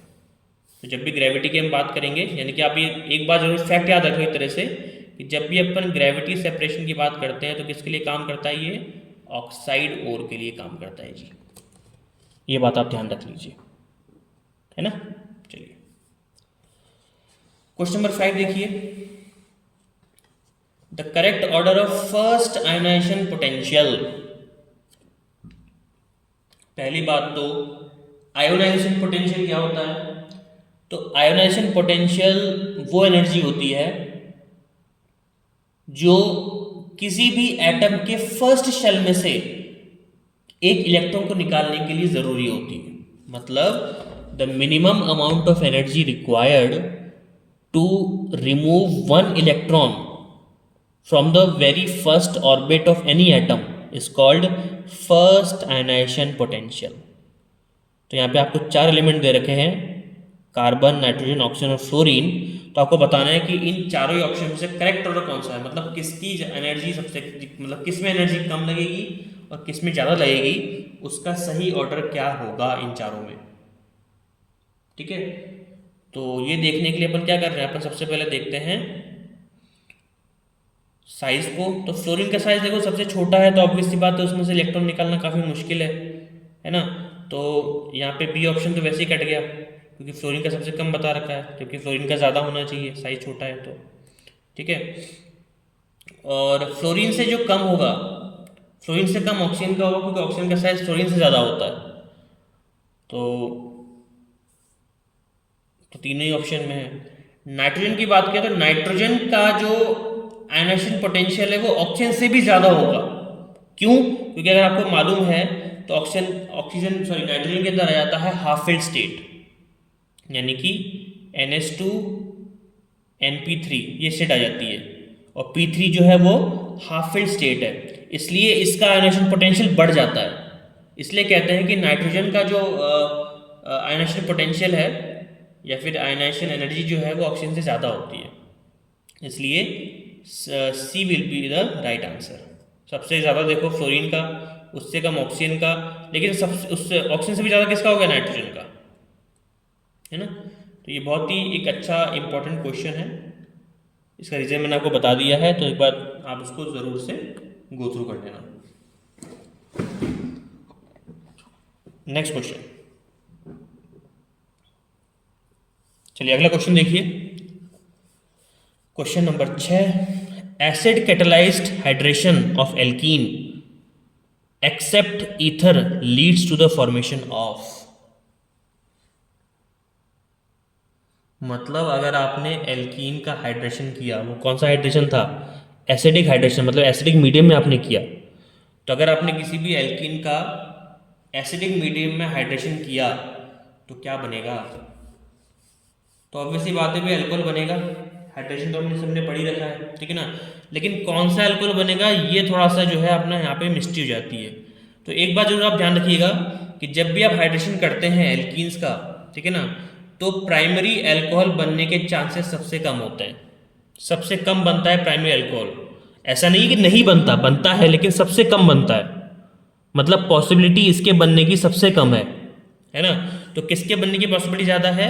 Secondary और टर्शरी अल्कोहल के बनने की पॉसिबिलिटी सबसे ज़्यादा होती है। इसलिए मैं भी इसको स्टार लगा रहा हूँ। तो आप क्या करेंगे, इसको अच्छे से गो थ्रू करेंगे दोबारा से नोट्स के अंदर, और इस फैक्ट को जरूर ध्यान रखेंगे कि जब भी आप हाइड्रेशन ऑफ एल्कीन करते हो, वो भी एसिडिक मीडियम में, तो हमेशा हमेशा सेकेंडरी और टर्शरी अल्कोहल बनने की प्रोबेबिलिटी सबसे ज़्यादा होती है और प्राइमरी बनने की प्रोबेबिलिटी सबसे कम होती है।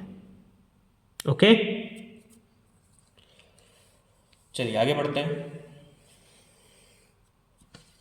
क्वेश्चन नंबर 7 देखिए, विच of the following does not have OH group?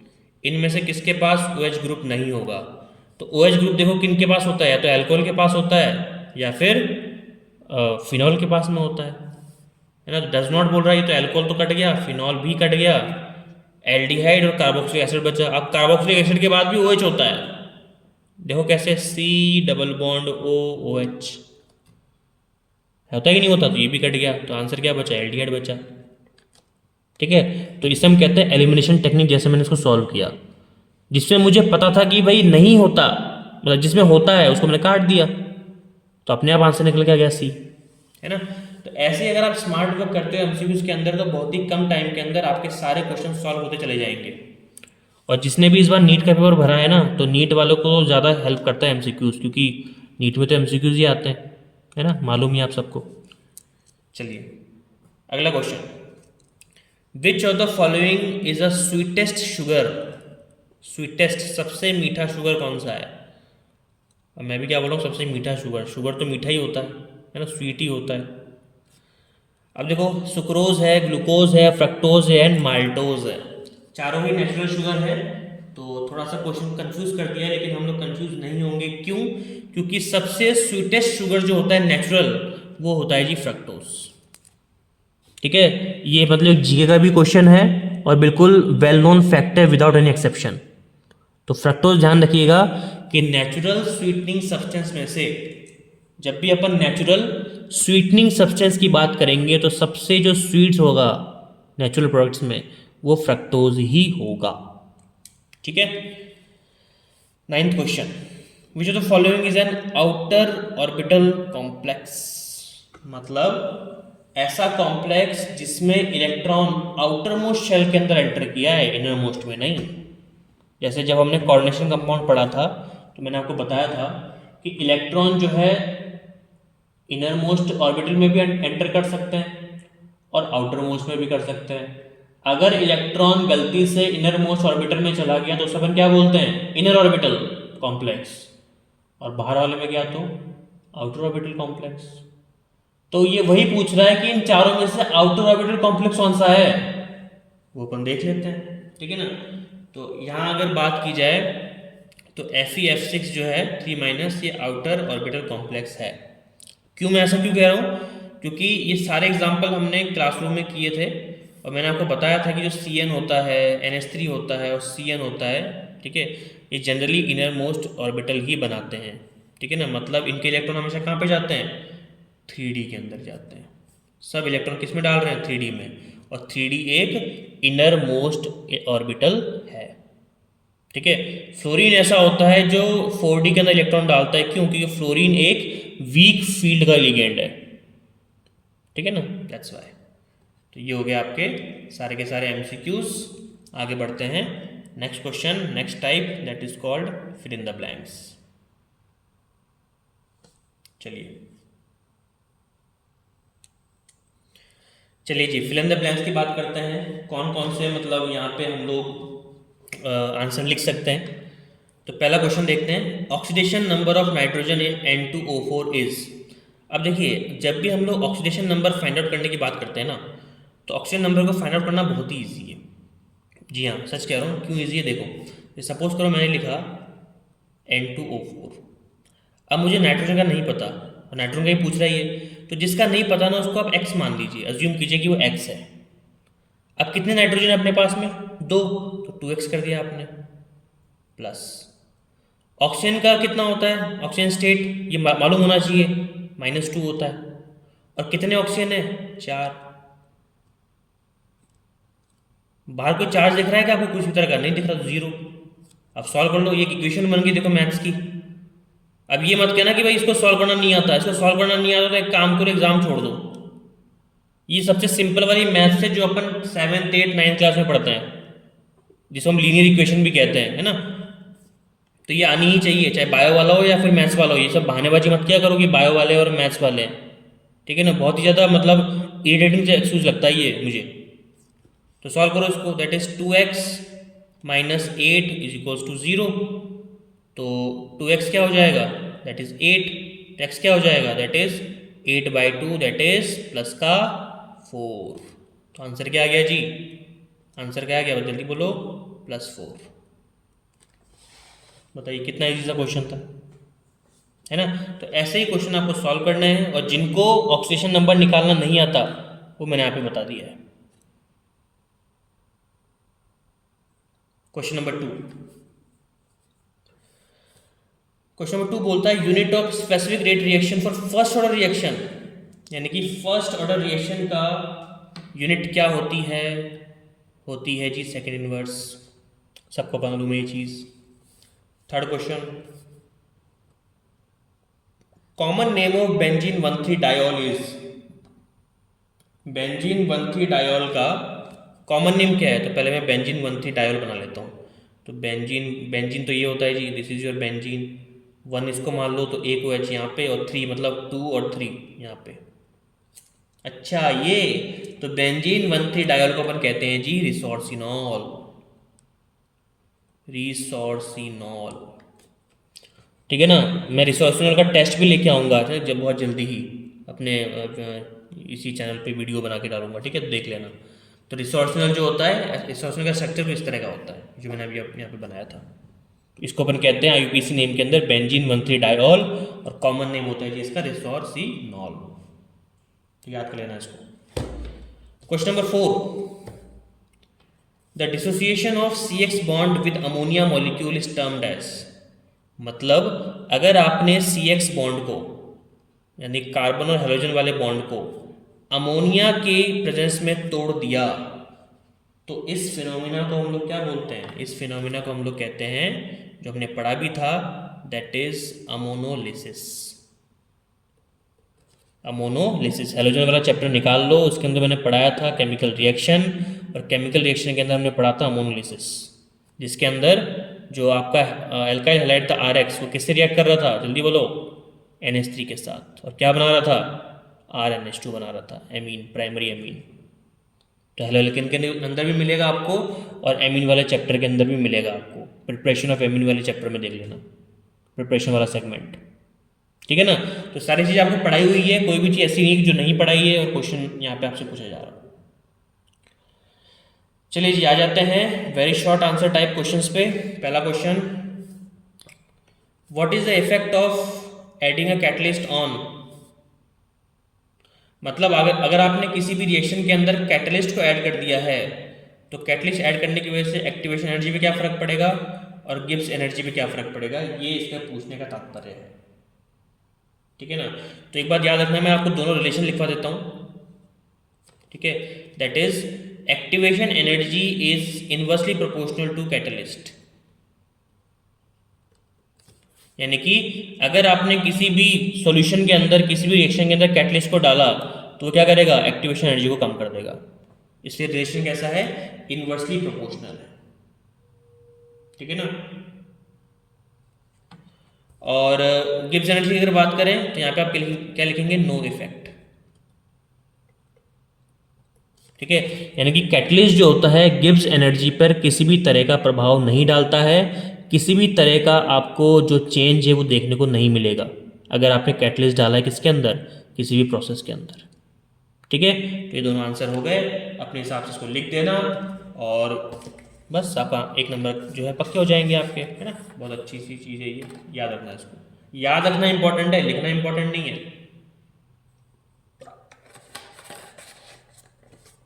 अगर आप एग्ज़ाम देने जा रहे हो तो ऑब्वियस बात है लिखोगे ही, है ना।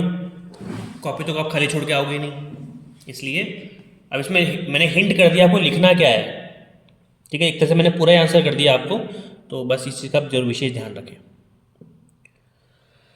और याद रखें, घबराना नहीं है एग्ज़ाम से।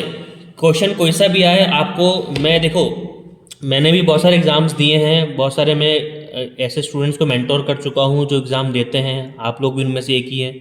तो मैंने एक चीज़ बहुत ही कॉमन से देखी है कि जब क्वेश्चन आता है ना, तो ऐसा कोई भी स्टूडेंट नहीं कह सकता है, जो साल भर से जो जो बच्चा पढ़ रहा है वो ये नहीं कह सकता कि मुझे क्वेश्चन नहीं आता। उसको उस क्वेश्चन के बारे में कुछ ना कुछ ज़रूर आता होगा। तो मैं आपको एक बहुत ही रेयर केस बता रहा हूँ कि कभी अगर ऐसा हो कि कोई क्वेश्चन आपको नहीं आ रहा हो, बिल्कुल भी नहीं आ रहा हो, है ना, लेकिन आपको थोड़ा सा उसके बारे में 0.1% भी अगर पता है, तो उसके बारे में आप लिख दो और यकीन मानो वो सही जाएगा आपका। यही सब्जेक्टिव पेपर की खासियत होती है। एमसीक्यूज के अंदर तो गलत है तो गलत ही है, लेकिन सब्जेक्टिव पेपर के अंदर अगर आपने थोड़ा सा भी सही लिखा है तो आपको जो नंबर है, जो मार्क्स है, काफ़ी अच्छे दिए जाते हैं, ठीक है। तो इस बात का आप फ़ायदा उठाइए और कुछ ना कुछ ज़रूर लिख के आइए उस क्वेश्चन से रिलेटेड। और यकीन मानिए कि आपको कुछ ना कुछ आता है, हर स्टूडेंट को कुछ ना कुछ आता है क्वेश्चन के रिलेटेड, तो लिख के आना बस आपको,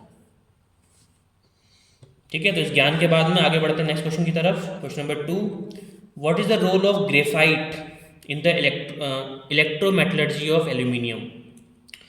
तो एल्यूमिनियम का जब अपन एक्सट्रैक्शन करते हैं, तो जो इलेक्ट्रो मेथड अपन यहाँ पे यूज़ करते हैं, इलेक्ट्रोमेटलर्जी मेथड, उसमें ग्रेफाइट का क्या रोल है। तो ग्रेफाइट का रोल भी बहुत ज़्यादा सीमित है, ठीक है ना। क्यों? क्योंकि ग्रेफाइट को अपन यूज़ करते हैं एज इलेक्ट्रोड। तो ग्रेफाइट को अपन किस तरह यूज़ करते हैं? इलेक्ट्रोड। अब कौन सा इलेक्ट्रोड, है ना, कैथोड या एनोड? तो याद रखना एनोड। ग्रेफाइट को एनोड इलेक्ट्रोड की तरह यूज़ किया जाता है, दैट्स इट। और कुछ भी आपको नहीं लिखना है 1 नंबर में, कोई रामायण नहीं, बस ग्रेफाइट को एनोड की तरह यूज़ किया जाता है ड्यूरिंग इलेक्ट्रोमेटलर्जी प्रोसेस, ठीक है। आगे बढ़ते हैं। क्वेश्चन नंबर 3 देखिए, F2 is most reactive of all the 4 common halogens, explain। क्यों F2 मोस्ट रिएक्टिव है बाकी चारों हेलोजन के कंपैरिजन में? चारों कौन कौन से? खुद तो एक तो खुद फ्लोरीन, फिर क्लोरीन, ब्रोमीन और आयोडीन। इन चारों में से क्यों F2 ही ज़्यादा आपका वो है, मोस्ट रिएक्टिव है? ये आपको आंसर करना है, ठीक है। तो 2 से 3 कारण है। सबसे पहला कारण, हाई इलेक्ट्रॉन एफिनिटी, लिखते जाइए इसको, ठीक है। दूसरा, लो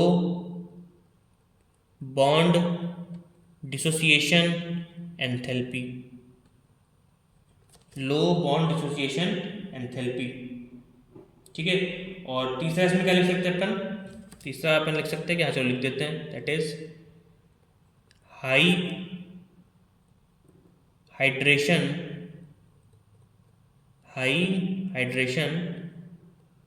एंथैल्पी।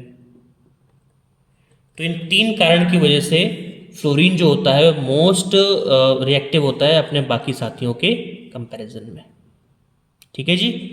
ये इसका आंसर है, ये आपको लिखना है। कोई डाउट हो तो नीचे कमेंट कर देना, मैं दोबारा से बता दूंगा। बाकी इसमें ऐसा कुछ है नहीं, ये याद रखना है आपको, जो समझाने का होता है मैं आपको समझा रहा हूँ, है ना।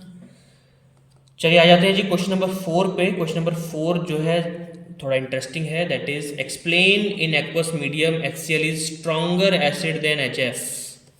एक्वस मीडियम में क्यों HCl स्ट्रॉन्गर है HF से? HF जो होता है वो हाइड्रोजन फ्लोराइड होता है, ध्यान रखना। HCl को अपन क्या बोलते हैं? Hydrogen chloride. और HF को हम लोग क्या बोलते हैं? Hydrogen fluoride. तो पानी के अंदर क्यों HCl HF से स्ट्रॉन्ग है, ये क्वेश्चन का जो है तात्पर्य है। तो इसका आंसर अपन क्या लिखेंगे, बताइए। देखिए सबसे इंपॉर्टेंट बात तो फ्लोरीन का साइज छोटा है ना, लेकिन Cl का साइज थोड़ा सा बड़ा है। तो Cl का साइज बड़ा होने की वजह से जब आप इसको पानी में डिजोल्व करते हो तो जो HX बॉन्ड है, HX बॉन्ड, इसकी लेंथ बढ़ जाती है, लेंथ इंक्रीजेस, और लेंथ इंक्रीज होने की वजह से H जो होता है वो लिबरेट हो जाता है, H प्लस लिबरेट्स ईजिली, इसलिए ये ज़्यादा स्ट्रॉन्गर है किससे, HF से। क्यों? अपन किसी भी एसिड को स्ट्रॉन्ग कब बोलते हैं, जब वो H प्लस को बाहर निकाल देता है। तो कोई भी एसिड कितना जल्दी H प्लस बाहर निकाल रहा है, अपन कहते हैं कि वो स्ट्रॉन्ग है या वीक है। मतलब H प्लस के रिलीज करने और ना करने की जो टाइमिंग है उस पर डिपेंड करता है कि आपका एसिड स्ट्रॉन्ग होगा या वीक होगा। ठीक है ना। तो याद रखना कि HCl का जो बॉन्ड लेंथ होता है वो ज़्यादा होता है HF से पानी के अंदर, और बॉन्ड लेंथ बढ़ने की वजह से H जो है इजीली Cl को छोड़कर, Cl के साथ बॉन्ड तोड़कर बाहर निकल जाता है। That's why HCl is stronger acid than HF। इतना ही आपको लिखना है इसके अंदर। चलिए जी आगे मूव करते हैं। अगला क्वेश्चन देखिए आप, यहाँ पे आ चुका है हमारे पास में हमारी कंप्यूटर स्क्रीन पे। ठीक है, केबीसी वाली फीलिंग आ रही है। क्वेश्चन नंबर 5 देखिए, give simple chemical test, chemical test की यहाँ बात चल रही है। टू डिस्टिंग्विश, डिस्टिंग्विश का मतलब क्या होता है, बताया था मैंने कई बार आपको, सेपरेट करना। डिस्टिंग्विश का मतलब होता है सेपरेशन, अलग करना। Between the following pairs of compound, benzoic acid और फिनॉल को आप कैसे सेपरेट करोगे भाई बताओ। इतनी सारे हमने केमिकल रिएक्शन पढ़ी है, ठीक है, तो हमको अगर ये भी नहीं मालूम तो फिर डूब मरेंगे और क्या करेंगे बताओ। देखिए बेंजोइक एसिड क्या होता है, बेंजोइक एसिड होता है जी ये, this is your benzoic acid. और फिनॉल क्या होता है भाई साहब, फिनॉल होता है कुछ इस तरह का, OH से जुड़ा हुआ है आपका बेंजीन रिंग, है ना। तो मुझे कोई ऐसी रिएक्शन देखनी पड़ेगी जिस जो इन दोनों में से किसी एक के साथ ही रिएक्शन करे, और वो मुझे याद है। मैं यहाँ पे यूज़ करूँगा सोडा लाइम। इसका फॉर्मूला क्या होता है, NaOH plus CaO। Soda lime जो है वो कार्बोक्सिलिक एसिड से रिएक्ट कर जाता है, और रिएक्ट करने के बाद क्या बनाता है, CO2 गैस को बाहर निकाल देता है। लेकिन बेंजीन के साथ, फिनॉल के साथ में कोई भी रिएक्शन नहीं देता है, इसलिए ये एक डिस्टिंग्विश मेथड हो जाएगा। ठीक है ना। तो बहुत ही इंटरेस्टिंग वे के अंदर, सिंपल वे के अंदर मैं आपको समझा रहा हूं, तो आपको समझना है, चीज़ों को ग्रास्प करना है। ठीक है ना। सोडा लाइम मैं आपको कई बार बता चुका हूं कि सोडा लाइम का काम एक ही होता है कि वो ढूंढता है कि कार्बोक्सिलिक ग्रुप कहाँ पर है, और जहां भी उसको कार्बोक्सिलिक ग्रुप मिला, यानी कि जहां भी उसको COOH मिला, वो तुरंत CO2 गैस बाहर निकाल देगा। देखो CO2 को बाहर निकाल दिया उसने, बाहर निकलते ही क्या मिला आपको, आपको मिल गया केवल बेंजीन, और फिनॉल वैसा का वैसा सॉल्यूशन में रखा हुआ है। तो ऐसे करते हैं हम लोग इसको डिस्टिंग्विश।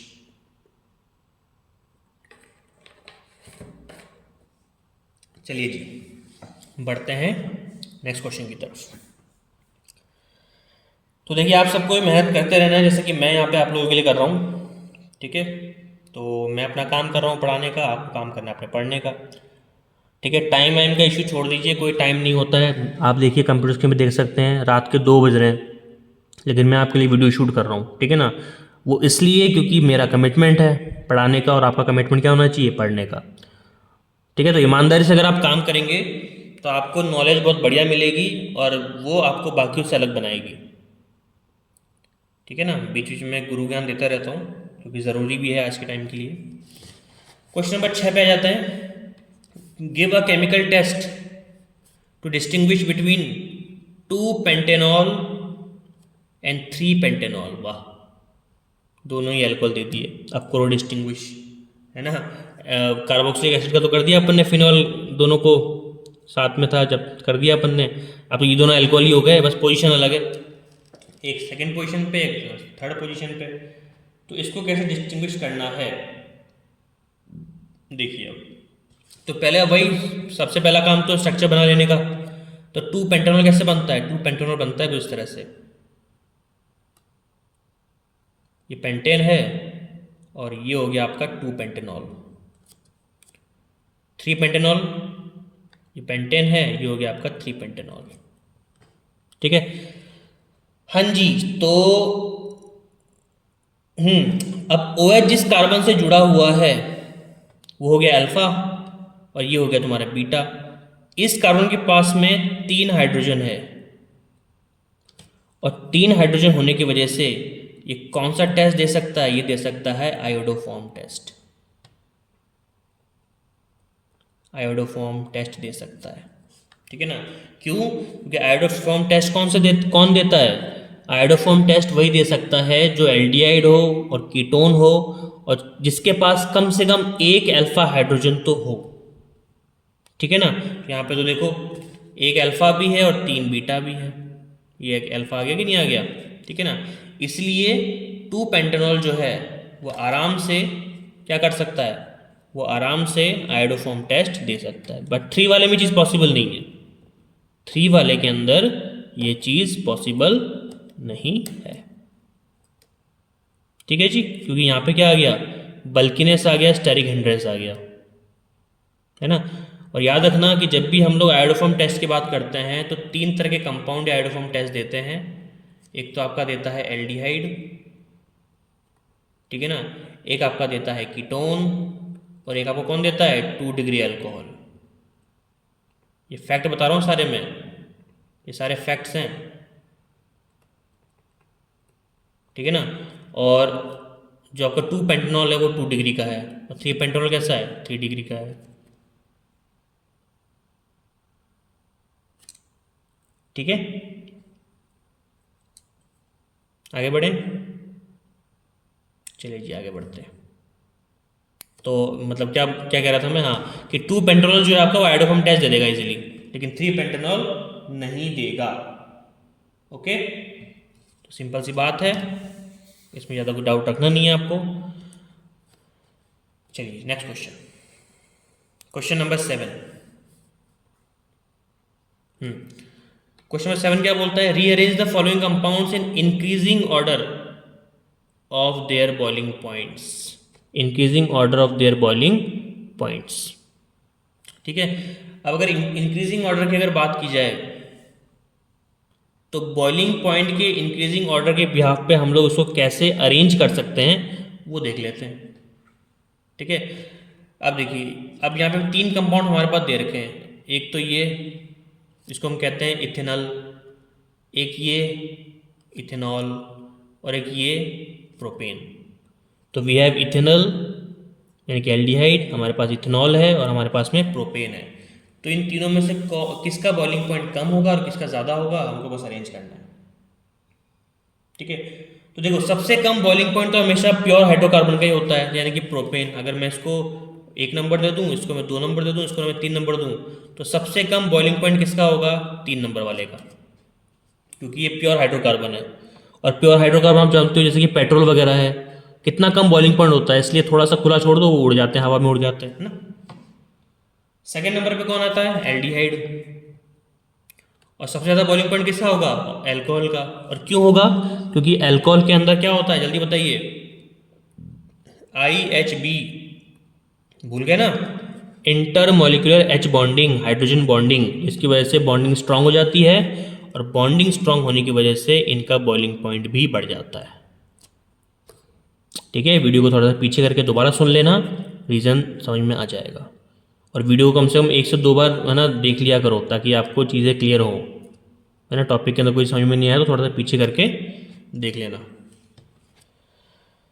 नेक्स्ट क्वेश्चन जी, question number 8, defined peptide linkage. पहली बात तो पेप्टाइड लिंकेज केवल किसके अंदर होता है? प्रोटीन के अंदर ही होता है, कहीं और मत कर देना। कहीं मैंने महानुभाव देखे हैं जो कार्बोहाइड्रेट लिख देते हैं, पता नहीं क्यों, कोई बिना किसी सेंस के। तो पेप्टाइड लिंकेज केवल प्रोटीन के अंदर ही होता है ना, इस बात का विशेष ध्यान रखना है। और पेप्टाइड लिंकेज बनता कब है? पेप्टाइड लिंकेज तब बनता है जब कार्बोक्सिलिक एसिड, क्या लिखेंगे अपन? when carboxylic acid interacts with ammonia, यानी कि NH3।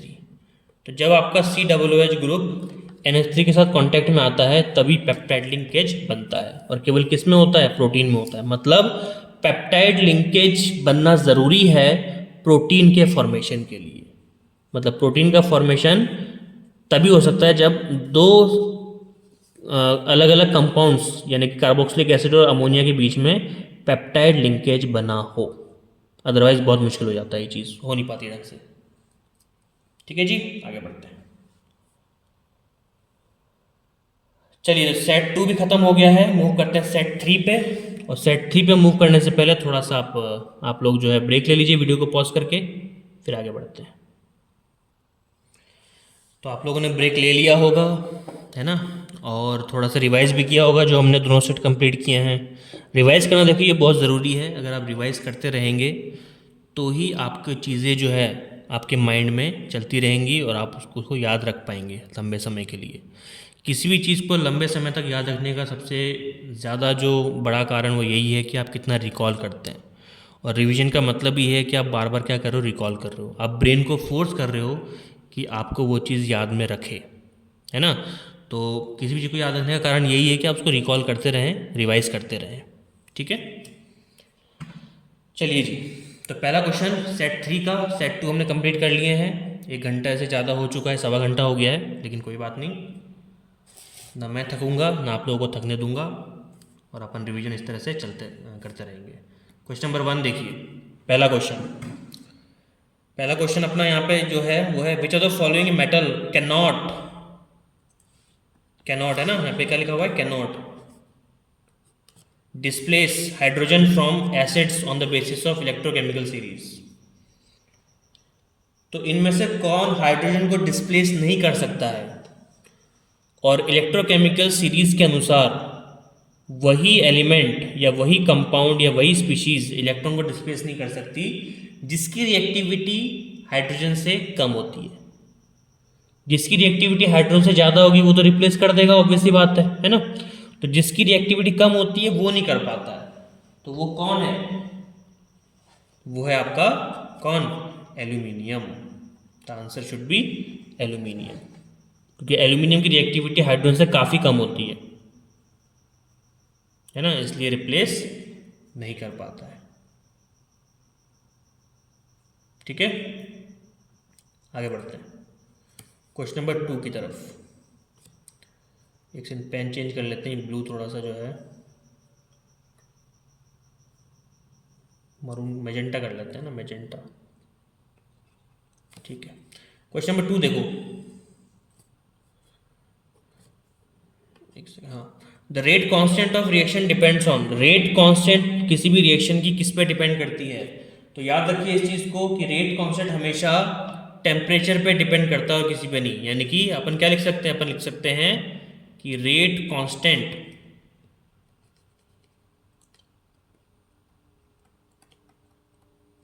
Constant K is always depends on temperature. ठीक है, तो A will be the right answer. Mass पर नहीं करता, वेट पर नहीं करता, कैटलिस्ट पर नहीं करता। ओके, टेम्परेचर पे डायरेक्टली वो क्या बोलते हैं, डिपेंड करता है। चलिए क्वेश्चन नंबर 3। क्वेश्चन नंबर 3 अगर हम लोग देखें, क्वेश्चन नंबर 3 क्या बोलता है?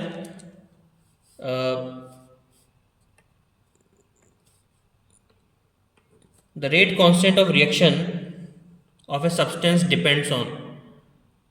तो किसी भी सब्सटेंस का रेट ऑफ रिएक्शन किस पे डिपेंड करता है? तो किसी भी सब्सटेंस का रेट ऑफ रिएक्शन डिपेंड करता है सब्सटेंस के मास पर। और कौन सा मास? Active mass. और मैंने आपको बता चुका हूं कि एक्टिव मास का मतलब क्या होता है, कि मतलब वो मास जो रिएक्शन में पार्टिसिपेट करे। तो ऑब्वियसली बात है कि मास जितना ज़्यादा होगा तो रिएक्शन की रेट भी उतनी ज़्यादा बढ़ जाएगी, है ना। लॉजिक, सिंपल सी लॉजिक सी बात है, तो पता होना चाहिए आपको। Question number 4, froth flotation process is use to concentrate which type of ore. तो याद रख लेना कि जब भी हम लोग फ्रोथ फ्लोटेशन प्रोसेस की जब भी हम बात करते हैं, अगर आपके माइंड में कभी भी आए कि भाई फ्रोथ फ्लोटेशन मेथड का यूज़ क्या है, किस ओर के लिए करते हैं, तो इसके लिए ओर बिल्कुल फिक्स है और वो है आपका सल्फाइड ओर। तो फोर्थ फ्लोटेशन केवल हम यूज़ करते हैं किसके लिए, सल्फाइड ओर्स के लिए ही हम लोग यूज़ करते हैं, ना फॉस्फेट के लिए करते हैं, ना सिलिकेट के लिए करते हैं, और ऑक्साइड के लिए तो बिल्कुल भी नहीं करते। Question number 5, which of the following is used in drawing the ammonia gas. अगर आपको अमोनिया गैस को ड्राई करना है, सुखाना है, तो उसके लिए क्या चाहिए, उसके लिए चाहिए आपको कैल्शियम ऑक्साइड, क्विकलाइम जिसको हम कहते हैं। क्विकलाइम एक अमोनिया मतलब NH3 एब्जॉर्बिंग सब्सटेंस है। अगर आपको लगता है कि किसी भी एक पर्टिकुलर जगह पे अमोनिया हो सकती है, तो वहाँ पे आप कैल्शियम ऑक्साइड के पैलेट्स रख दीजिए, थोड़ा सा कैल्शियम ऑक्साइड रख दीजिए, वो सारा का सारा अमोनिया क्या कर लेगा, एब्जॉर्ब कर लेगा। ओके, तो आंसर हो गया जी इसके अंदर अमोनिया का कौन करता है drawing, that is calcium oxide. Okay okay, question number 6 देखिए, विच of the following alkenes produces tertiary butyl alcohol on acid hydration. तो इनमें से कौन सा एल्कीन टर्शरी ब्यूटाइल अल्कोहल बनाएगा, वो भी हाइड्रेशन करने पर, और कौन सा हाइड्रेशन, एसिडिक हाइड्रेशन। तो चारों ही हमारे पास में ये एल्कीन है। अब कौन सा एल्कीन बनाएगा टर्शरी, जिसके पास पहले से टर्शरी बनने के चांसेस हैं, सारे प्राइमरी है डी को छोड़ के, है ना, पॉसिबिलिटीज की ज़्यादा है, तो D will be the right answer. क्यों, 2 डिग्री है यहाँ पे, अगर एक और आपका वो जुड़ गया CH3 तो टर्शरी बन जाएगा, नहीं बन जाएगा, और यहाँ पे क्या जुड़ जाएगा, OH जुड़ जाएगा, तो है ना, सिंपल सी बात है, तो D will be the right answer. ये थोड़ा सा हमको क्या लॉजिक लगाना पड़ता है एग्जाम के अंदर, वरना फिर वही ना कि अपन आता हुआ क्वेश्चन गलत कर जाएंगे, तो वो नहीं करना है। Question number 7, which of the following is chloral. Chloral का याद करो, क्लोरल को कहाँ पे यूज़ किया था अपने, क्लोरल को, क्लोरल हम लोग यूज़ करते हैं DDT बनाने के लिए, तुरंत माइंड में क्लिक करना चाहिए आपके। तो इनमें से कौन सा क्लोरल है जिसके पास क्लोरीन 3 है और साथ में एल्डिहाइड भी है, तो option C will be right answer, 3 chlorine और एक CHO ग्रुप। और फिर भी अगर आइडिया नहीं लग रहा, तो मेरा जो फर्स्ट पार्ट था ना वीडियो का, इस सीरीज का जो फर्स्ट पार्ट है, फर्स्ट पार्ट का फर्स्ट कंपाउंड, फर्स्ट जो टॉपिक है वो DDT है, उसके अंदर मैंने क्लोरल की बात करी है ना, तो थोड़ा सा देख लेना जाके, पता लग जाएगा।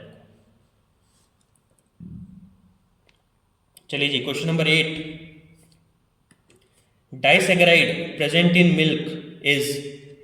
तो दूध के अंदर जो डाइसैकेराइड प्रेजेंट होता है उसको अपन क्या बोलते हैं, उसको हम लोग कहते हैं जी लैक्टोज। दूध जो होता है नेचुरली मीठा होता है, चीनी मिला के मीठा नहीं करना उसको, बिना चीनी मिलाए भी जब आप दूध पियोगे थोड़ा थोड़ा सा आपको मीठा लगेगा, तो मीठा किसकी वजह से होता है, लैक्टोज की वजह से होता है, उसके अंदर लैक्टोज शुगर होती है, और लैक्टोज शुगर कैसा है जी, डाइसैकेराइड कैटेगरी का मेंबर है ना। चलो आगे बढ़ते हैं। क्वेश्चन नंबर 9 देखिए, amongst the following ion which one has the highest paramagnetism. इनमें से कौन सबसे ज़्यादा पैरामैग्नेटिक होगा, ये पूछ रहा है। इसका आंसर बड़ा ही सिंपल है, आयरन से ज़्यादा पैरामैग्नेटिक कोई सा भी नहीं होता, इसलिए B should be the right answer. ठीक है, और डिटेल में अगर जानना है तो VBT की थ्योरी पढ़ लो, है ना, आपको मालूम पड़ जाएगा। क्लास 11 के अंदर था BBT थ्योरी, जिसको याद होगा तो समझ में आ जाएगा। अदरवाइज आयरन देख के आपको टिक लगा देना है, आयरन से ज़्यादा पैरामैग्नेटिक कोई नहीं होता। पैरामैग्नेटिक का मतलब क्या हो गया, जो मैग्नेटिक फील्ड के अंदर सबसे ज़्यादा अट्रैक्ट हो, तो आयरन ही होता है ना, ये चीज़। तो यहाँ पे मैं आपको रीज़न भी दे रहा हूँ और ट्रिक भी बता रहा हूँ कि मान लो आपको रीज़न पता नहीं लग रहा, तो कम से कम ट्रिक तो सॉल्व कर सको आप। चलिए जी, आ गए हम लोग फिल इन द ब्लैंक्स पे। चलिए जी, पहला question, disaccharide present in milk is. ये तो ये क्वेश्चन तो अभी किया था हमने, दोबारा रिपीट करके देखा, कितने आलसी लोग हैं। तो इसका आंसर हो गया जी आपका lactose, lactose. Okay, formaldehyde react with dash and form Bakelite. तो फिनॉल से रिएक्ट करता है, पूरे गांव को पता ये बात, तो दोबारा क्या पूछ रहे हो भाई। Third, this is known as, क्या बोलते हैं इसको, इसको अपन कहते हैं 4 मिथाइल फिनॉल। और 4 मिथाइल फिनोल का एक और नाम है क्या, पैराक्रिसॉल, है ना। तो पैराक्रिसॉल नाम याद रखना, ढंग से लिख देता हूँ उसको मैं, पैराक्रिसॉल, पैराक्रिसॉल, ठीक है। Fourth, commercial production of nitric acid is done by Oswald process, Oswald process. तो अगर आपको नाइट्रिक एसिड बनाना है कमर्शियली तो हम लोग केवल किससे बनाते हैं जी, ओसवाल्ड प्रोसेस का यूज़ करके ही बनाते हैं। तो कितने बढ़िया बढ़िया क्वेश्चन थे, सिंपल सिंपल से हमने कर लिए। चलिए बढ़ते हैं 1 मार्कर वाले सवाल पे। 1 नंबर वाला सवाल देखते हैं क्या बोलता है। सबसे पहला सवाल बोलता है, इन सम केसेस, फर्स्ट क्वेश्चन देख रहे हैं हम थर्ड का। In some cases, it is found that a large number of colliding molecules have energy more than threshold energy, yet the reaction is slow. Why? मतलब बहुत सारे मॉलिक्यूल्स जब collide करते हैं, आपस में टकराते हैं, तो उनकी एनर्जी थ्रेशोल्ड एनर्जी से ज़्यादा होती है, लेकिन फिर भी रिएक्शन स्लो होती है। क्यों? फिर भी रिएक्शन स्लो होती है, क्यों? तो अगर आपको मालूम है, हमने पढ़ा था कोलिजन थ्योरी अपन ने पढ़ी थी, और अपन ने क्या पढ़ा था कि कोलिजन थ्योरी के अंदर क्या कहा गया था कि जो कोलिजन होता है वो 2 प्रकार का होता है, ठीक है ना। और जब तक कोलिजन इफेक्टिव नहीं होगा तब तक प्रोडक्ट या फिर नया मॉलिक्यूल नहीं बनेगा। तो ये इसका रीज़न है, यहाँ पे आप क्या लिखेंगे, ड्यू टू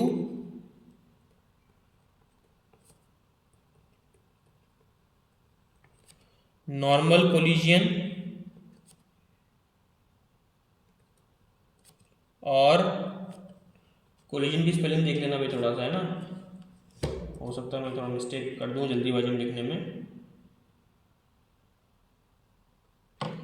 तो ड्यू टू नॉर्मल कोलिजन या improper collision,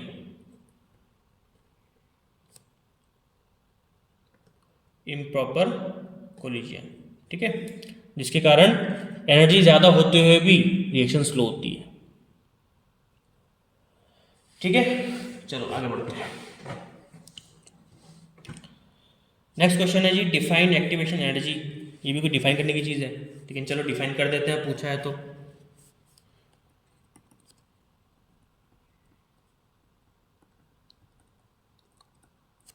the minimum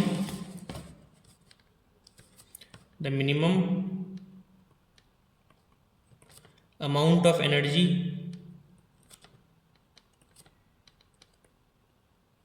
to start a reaction, ठीक है। किसी भी रिएक्शन को स्टार्ट करने के लिए जो मिनिमम अमाउंट ऑफ एनर्जी चाहिए या लगती है उसे हम क्या बोलते हैं जी, एक्टिवेशन एनर्जी।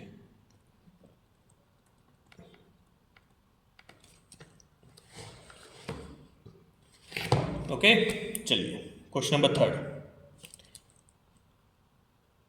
क्वेश्चन थोड़ा थके थके से क्वेश्चन आ रहे हैं, है ना, मज़ा नहीं आ रहा है। Name the depressant which is use to separate ZNS and PBS ores in froth flotation process. मतलब अगर आपने फ्रोथ फ्लोटेशन प्रोसेस किया है, और फ्रोथ फ्लोटेशन प्रोसेस केवल सल्फाइड ओर्स के लिए ही होता है, तो हमारे पास में यहाँ पे 2 सल्फाइड हैं, जिंक सल्फाइड और लेड सल्फाइड। तो उसका आपको नाम लिखना है जो इनके सेपरेशन प्रोसेस को क्या कर देता है, स्लो कर देता है। ऐसा कौन सा कंपाउंड है, तो उसका नाम है जी सोडियम साइनाइड, NaCN। तो अगर आपने फ्रोथ फ्लोटेशन मेथड के अंदर NaCN डाल दिया, सोडियम साइनाइड, तो ऑब्वियसली बात है सेपरेशन धीरे हो जाएगा, धीमा हो जाएगा, सेपरेशन होगा ही नहीं, है ना। या तो धीरे हो जाएगा बहुत ज़्यादा, या फिर सेपरेशन होगा ही नहीं। आगे बढ़ते हैं, नाम याद रखना इसका, इंपॉर्टेंट है। Complete the following reaction. NaOH जो है हमारे पास है वो गर्म भी है और कॉन्सेंट्रेटेड भी है। इसकी रिएक्शन अगर मैं क्लोरीन गैस से करवा देता हूँ तो क्या बनेगा, तो याद रखिए कि जब भी हम लोग NaOH की रिएक्शन Cl2 से करवाते हैं तो हमको 2 या 3 तरह के नए नए प्रोडक्ट्स मिलते हैं। एक तो हमको NaCl मिलेगा जो कि देखने से ही मालूम पड़ रहा है, एक हमको पानी मिलेगा H2O, और साथ ही साथ एक और कंपाउंड मिलता है जिसे हम क्या बोलते हैं, सोडियम क्लोरेट NaClO3, ये मिलता है। अब ये रिएक्शन बैलेंस नहीं है तो बैलेंस करने की जिम्मेदारी आप लोगों की है, लेकिन चलो कोई नहीं, मैं बैलेंस कर देता हूँ दोबारा लिख के इसको, या फिर इसमें कर देते हैं, चलो दोबारा कौन मेहनत करे। तो यहाँ पे अपन ले लेंगे 6, यहाँ पे अपन ले लेंगे 3, है ना, और NaCl निकाल देंगे 5 और H2 निकाल देंगे कितना, 3। ये हो जाएगा जी बैलेंस। ठीक है, पॉज करके एक बार देख लो इसको, और सबसे पहले ना खुद करने की कोशिश किया करो मेरे करने के पहले।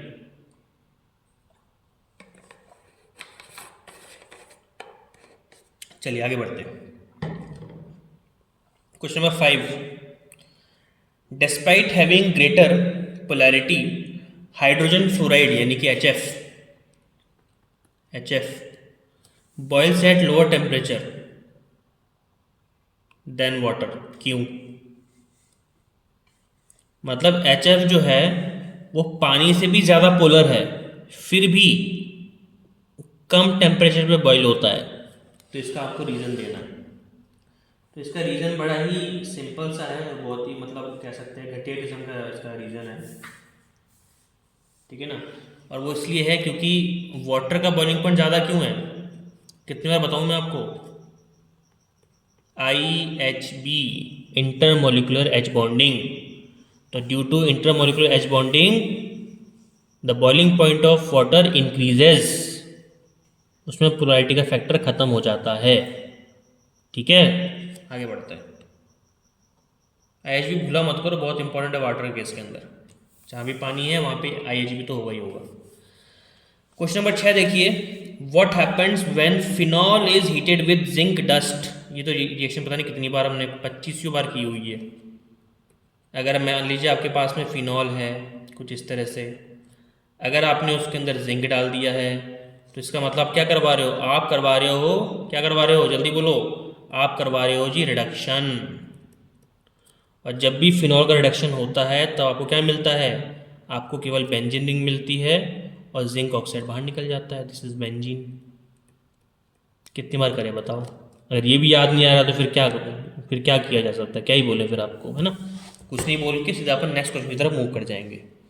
ठीक है, वीडियो पॉज करके बाद देख लेना, समझ लेना, थोड़ा सा वीडियो पीछे ले जाना। Question number 7, what happens when phenol is treated with bromine water. अगर फिनॉल का ट्रीटमेंट मैं किससे करूं, ब्रोमीन वाटर से करूं, तो कर देता हूं, डरते हैं क्या बल्कि इससे कर देते हैं। तो ये हमारे पास में फिनॉल हो गया और अपन ने रिएक्शन करवा दी ब्रोमीन वाटर के साथ में Br2, ठीक है ना। तो ऑब्वियसली बात है कि फिनॉल के पास में 2 ऑर्थो एक पैरा है, सारी पोजीशन Br से जाके अटैच हो जाएगी और क्या मिल जाएगा आपको मिल जाएगा 2,4,6 ट्राई ब्रोमो, लिखते जाओ ट्राई ब्रोमोफिनॉल, ये मिल जाएगा जी आपको, है ना। इस तरह से ब्रोमीन अगर वाटर लिया है तो ऑब्वियसली बात है तीनों पोजीशन आपकी वेकेंट नहीं रहेगी, भर जाएगी ब्रोमीन से। आगे बढ़ते हैं जी, complete the following reaction equation. ठीक है जी, बढ़ते हैं आगे। तो यहाँ पे अगर आप ध्यान से देखें तो ये क्या चीज़ है, जल्दी बताओ, व्हाट इज दिस। ये है जी आपका, वीडियो को पॉज करके बताओ, इसको कहते हैं जी हम लोग BDC, benzene diazonium chloride N2Cl, है ना। और जैसे ही इसके अंदर आपको H3PO2 डालने को बोल दे, अब उसके अंदर पानी हो या ना हो डजेंट मैटर, लेकिन अगर आपको H3PO2 देखने को मिल जाए तो ध्यान रखना H3PO2 जो है, इसको दोबारा लिख देता हूँ, H3PO2 इसको अपन कहते हैं डिहाइड्रेटिंग एजेंट, डिहाइड्रेटिंग एजेंट, और इसका काम होता है सब कुछ बाहर निकालने केवल बेंजीन बनाना। तो केवल बेंजीन बन जाएगा और N2 गैस भी बाहर निकल जाएगी। तो यानी कि आंसर क्या आएगा यहाँ पे C6H6 और साथ में N2। ठीक है, ये चीज़ है। और हाँ, एक HCl भी तो निकलेगा, Cl भी तो है अपने पास में, N2Cl, तो HCl भी बाहर निकाल दो, है ना, इस तरह से। तो क्वेश्चन कैसे भी आए डरना नहीं है, बस उसको सॉल्व करते रहना है तुरंत से तुरंत। चलिए, तो सेट 3 भी हमारा खत्म हो गया है, मूव करते हैं सेट 4 की तरफ। थोड़ा सा पॉज करके ब्रेक ले लो, आगे बढ़ते हैं। चलिए जी, तो आप लोगों ने रेस्ट कर लिया होगा, थोड़ा सा पॉज लेके सेट 4 की तरफ हम लोग बढ़ रहे हैं। 3 सेट हमने खत्म कर लिए हैं। चलिए सेट 4 की तरफ बढ़ते हैं।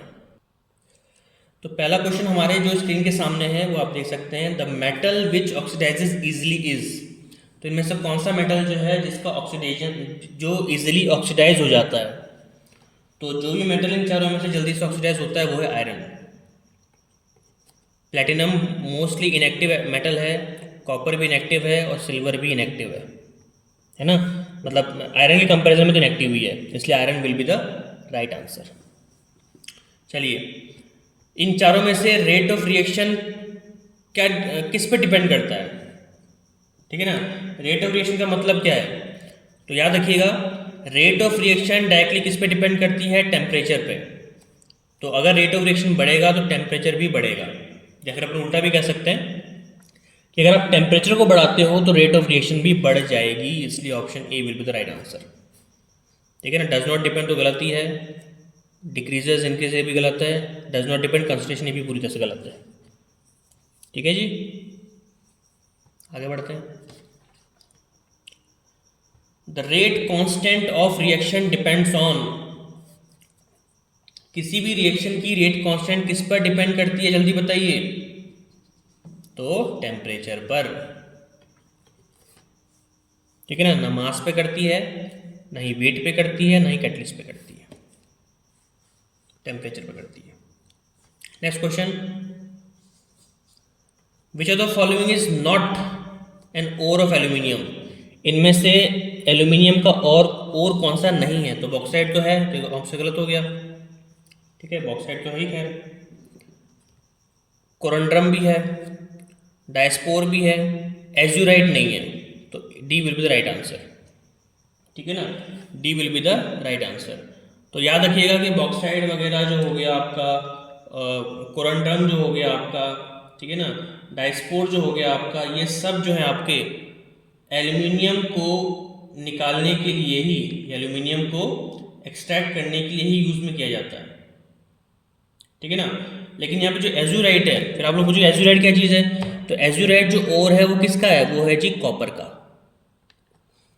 तो जो हम लोग कॉपर निकालना होता है तो हम लोग एज्यूराइट का भी यूज़ करते हैं। ठीक है, तो ये हो गया इसका आंसर। तो ये एडिशनल इन्फॉर्मेशन भी मैं साथ के साथ दे रहा हूँ जो आप याद रख सकते हो।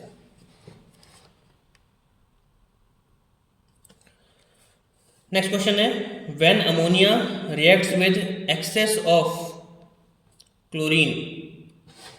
जब अमोनिया की रिएक्शन आप एक्सेस ऑफ क्लोरीन से करवाते हो, then which of the following compound is obtain. तो कौन सा कंपाउंड ऑब्टेन होता है, मतलब जब भी अमोनिया किससे रिएक्ट करेगा, क्लोरीन के साथ में, तो क्या बनेगा, क्या बनेगा या क्या बनना चाहिए, ये सवाल आपसे चीख चीख के जो है पूछा जा रहा है।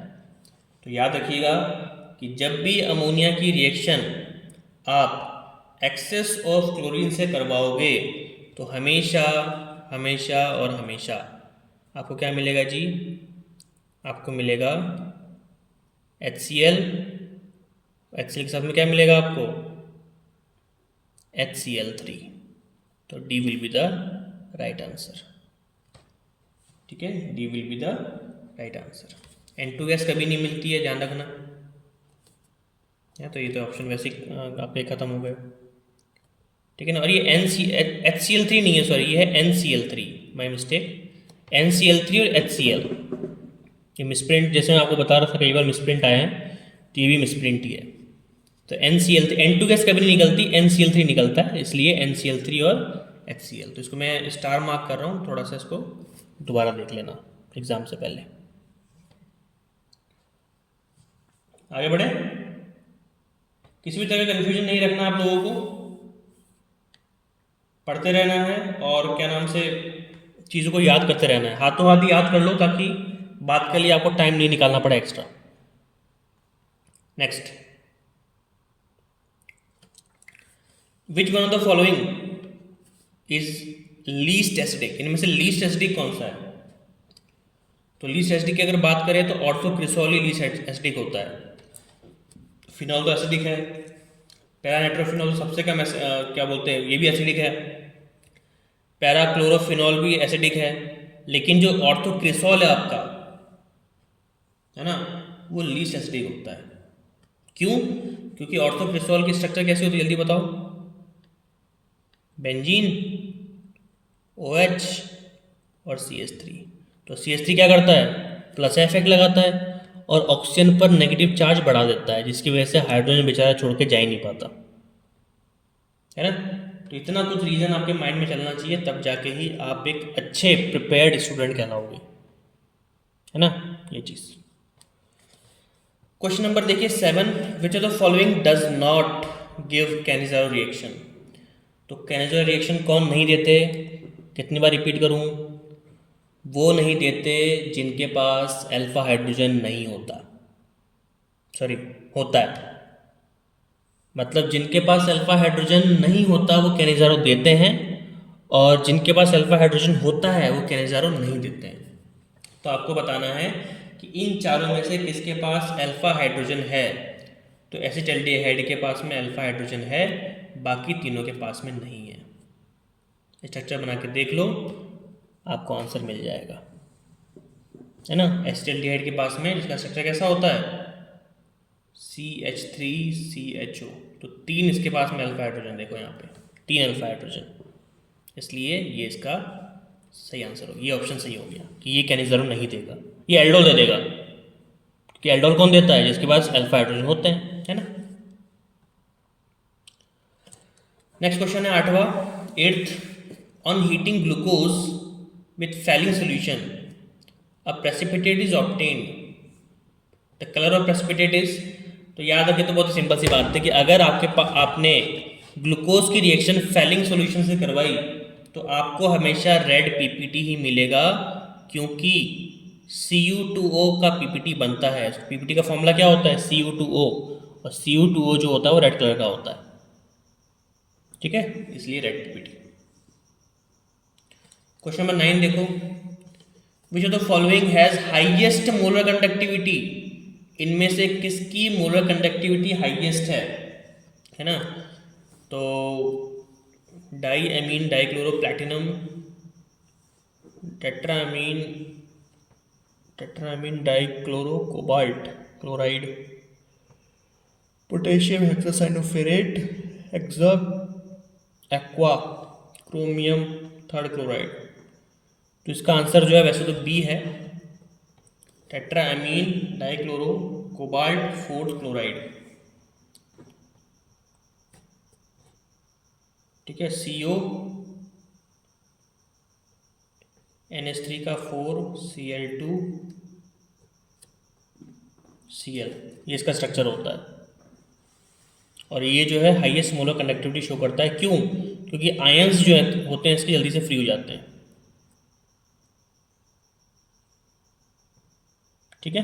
चलिए, मतलब इसके आयंस जो होते हैं ना, वो जब टूटेगा तो प्लस में और माइनस में टूटेगा, तो पॉजिटिव नेगेटिव इसके आयंस बन रहे हैं, बाकी इसमें आपको पॉजिटिव नेगेटिव आयंस नहीं मिलेंगे, देख लो भले ही आप, है ना। इसलिए आगे बढ़ते हैं।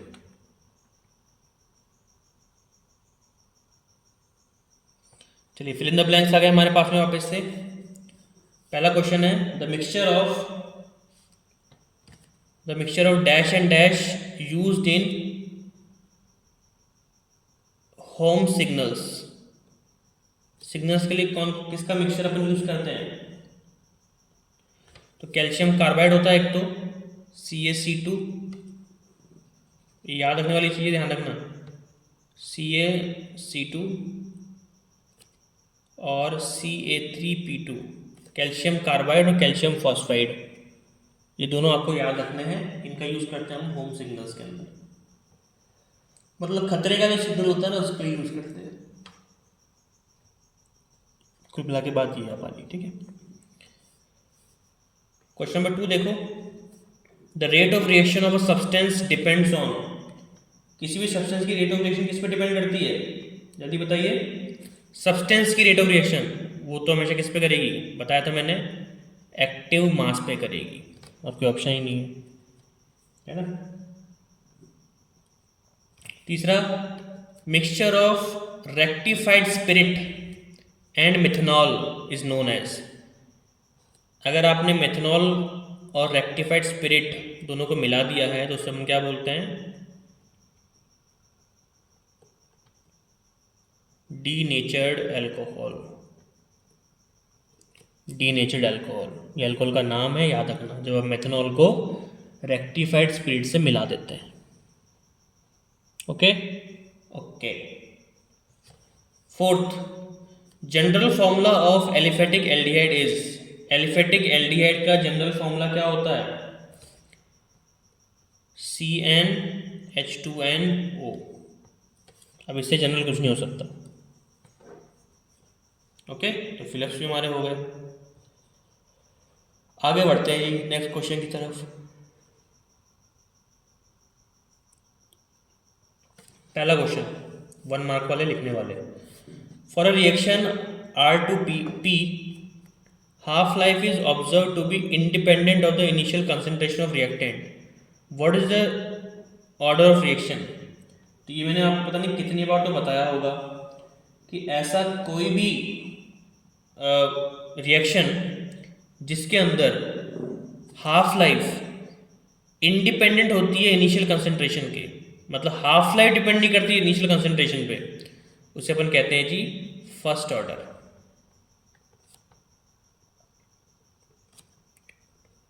First order reaction.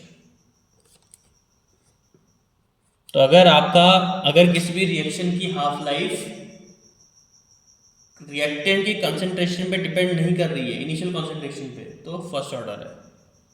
Half life बोल रहा हूं मैं, ध्यान रखना, रेट ऑफ रिएक्शन नहीं बोल रहा हूं कि कंफ्यूज कर जाओ। Next question, question number 2, on what principle is the method of zone refining of metals based. तो जोन रिफाइनिंग किस पे बेस्ड होती है,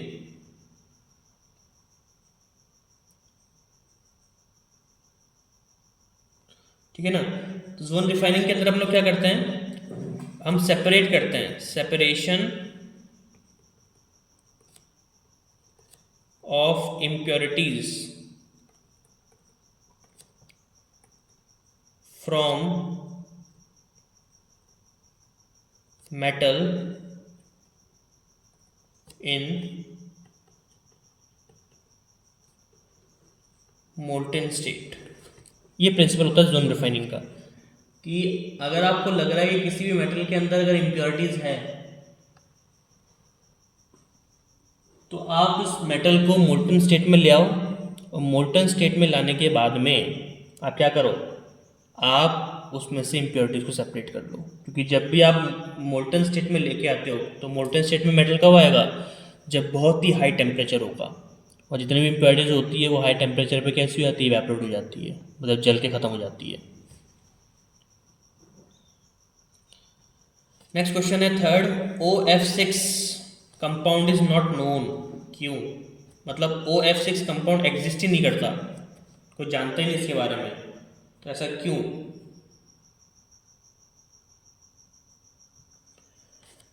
हाँ जी, तो OF6 का मतलब ये हो गया कि फ्लोरीन 6 बॉन्ड बना रहा है, तो भाई ऑक्सीजन के बाद 6 ऑर्बिटल खाली भी तो नहीं चाहिए ना, लेकिन आपको मालूम ही है कि ऑक्सीजन जो है वो NS और NP पे ख़त्म हो जाता है, इसके पास D तो होता ही नहीं है ना, तो D ऑर्बिटल नहीं होने की वजह से,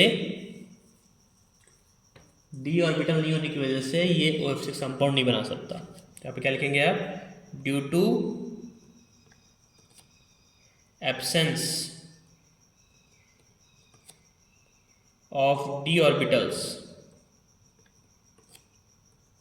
in oxygen due to the absence of D orbitals in oxygen OF6, sorry OF6 नहीं, अब लिखो valency 6 valencies is valencies are not possible. ठीक है, हो गया आंसर, है कि नहीं? तो इस तरह से क्या करते हैं हम लोग, इसको लिख लेते हैं। आगे बढ़ते हैं। सारी चीज़ वैलेंसी पे ही है, अगर वैलेंसी होगी तो बॉन्डिंग बनाएगा, ऑब्वियस सी बात है, नहीं है तभी तो नहीं बना रहा है। Question number 4, arrange the following in the decreasing order of the reducing character. सबसे ज़्यादा रिड्यूसिंग कौन है और सबसे कम कौन सा है ना?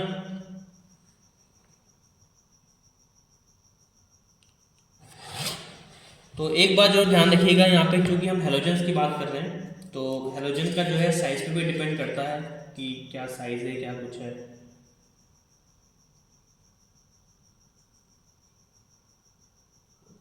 तो जब भी अपन रिड्यूसिंग की बात करेंगे तो जिसका साइज सबसे बड़ा होगा वो ज़्यादा रिड्यूसिंग कैरेक्टर शो करेगा,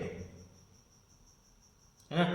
तो चूंकि आयोडीन का साइज सबसे ज़्यादा बड़ा है, इसलिए जो HI है वो हाईएस्ट रिड्यूसिंग कैरेक्टर शो करेगा। इस बात का आपको विशेष ध्यान रखना है ना?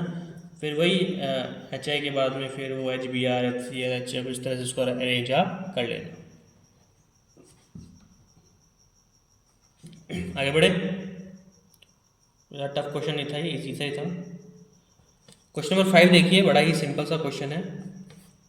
Out of methanol and phenol which one is more acidic? तो सबको ही पता है, फिनॉल इज मोर एसिडिक, ठीक है ना? तो मोर एसिडिक कौन सा होगा? ये, ठीक है, ये क्या है? फिनॉल। और ये मोर एसिडिक क्यों होगा? Due to resonance, due to resonance. समझे कि नहीं समझे, है ना? चलिए आगे बढ़ते हैं। क्वेश्चन नंबर 6 बड़ा ही सिंपल सा क्वेश्चन है। IUPAC नेम हमको लिखना है यहाँ पे इस कंपाउंड का। तो IUPAC नेम लिखने से पहले हमको पहले कंपाउंड को पहचानना पड़ता है, ठीक है ना? तो मदर चेन की अगर बात करें तो ये आपकी मदर चेन हो गई, ठीक है? ये आपका ग्रुप हो गया, this is called ethoxy group. तो 1 नंबर इसको दिया, 2 नंबर इसको दिया और 3 नंबर इसको दिया। इसका नाम क्या हो जाएगा बताओ? 1 इथॉक्सी, 2 मिथाइल प्रोपेन। है कि नहीं? ईजी, कितना ईजी था ये। चलिए आगे बढ़ते हैं। Question number 7, formaldehyde does not take part in aldol condensation, why? अरे तो सबको ही पता है, कितना थका क्वेश्चन था ये। Due to absence of alpha hydrogen, ठीक है ना? What is glycosidic linkage? जब भी अपन ग्लाइकोसिडिक लिंकेज की बात करते हैं तो ग्लाइकोसिडिक लिंकेज क्या होता है? ग्लाइकोसिडिक लिंकेज तभी यूज करते हैं जब अपन को 2 मोनोसेकेराइड को जोड़ना होता है ना? तो यूज टू जॉइन 2 सेम या फिर डिफरेंट मोनोसेकेराइड्स। और जब भी अपन 2 मोनोसेकेराइड को जोड़ेंगे तो क्या बनेगा? जल्दी बोलो। डाइसेकेराइड्स या फिर कभी कभी पॉलीसेकेराइड। तो इतने सिंपल सिंपल से क्वेश्चन है, बस आपको आंसर लिखना है, ठीक है? तो ये आपका तीसरा सेट भी खत्म हो जाता है।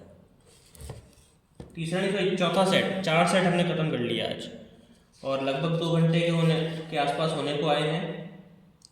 तो मैं सोच रहा हूँ कि इसको आप यहीं पे स्टॉप करते हैं, है ना। तो स्टॉप करें, आगे करें, एक काम करते हैं स्टॉप करते हैं,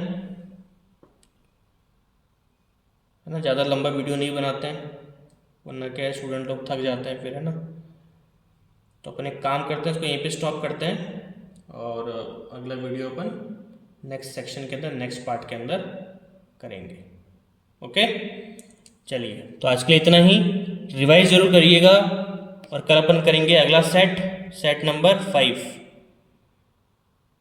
ठीक है ना। ये आप क्वेश्चन देख लीजिए सेट नंबर 5 के, ये अपन करेंगे नेक्स्ट पार्ट के अंदर, ठीक है। Thank you so much, have a nice day and please keep revising continuously. All the very best.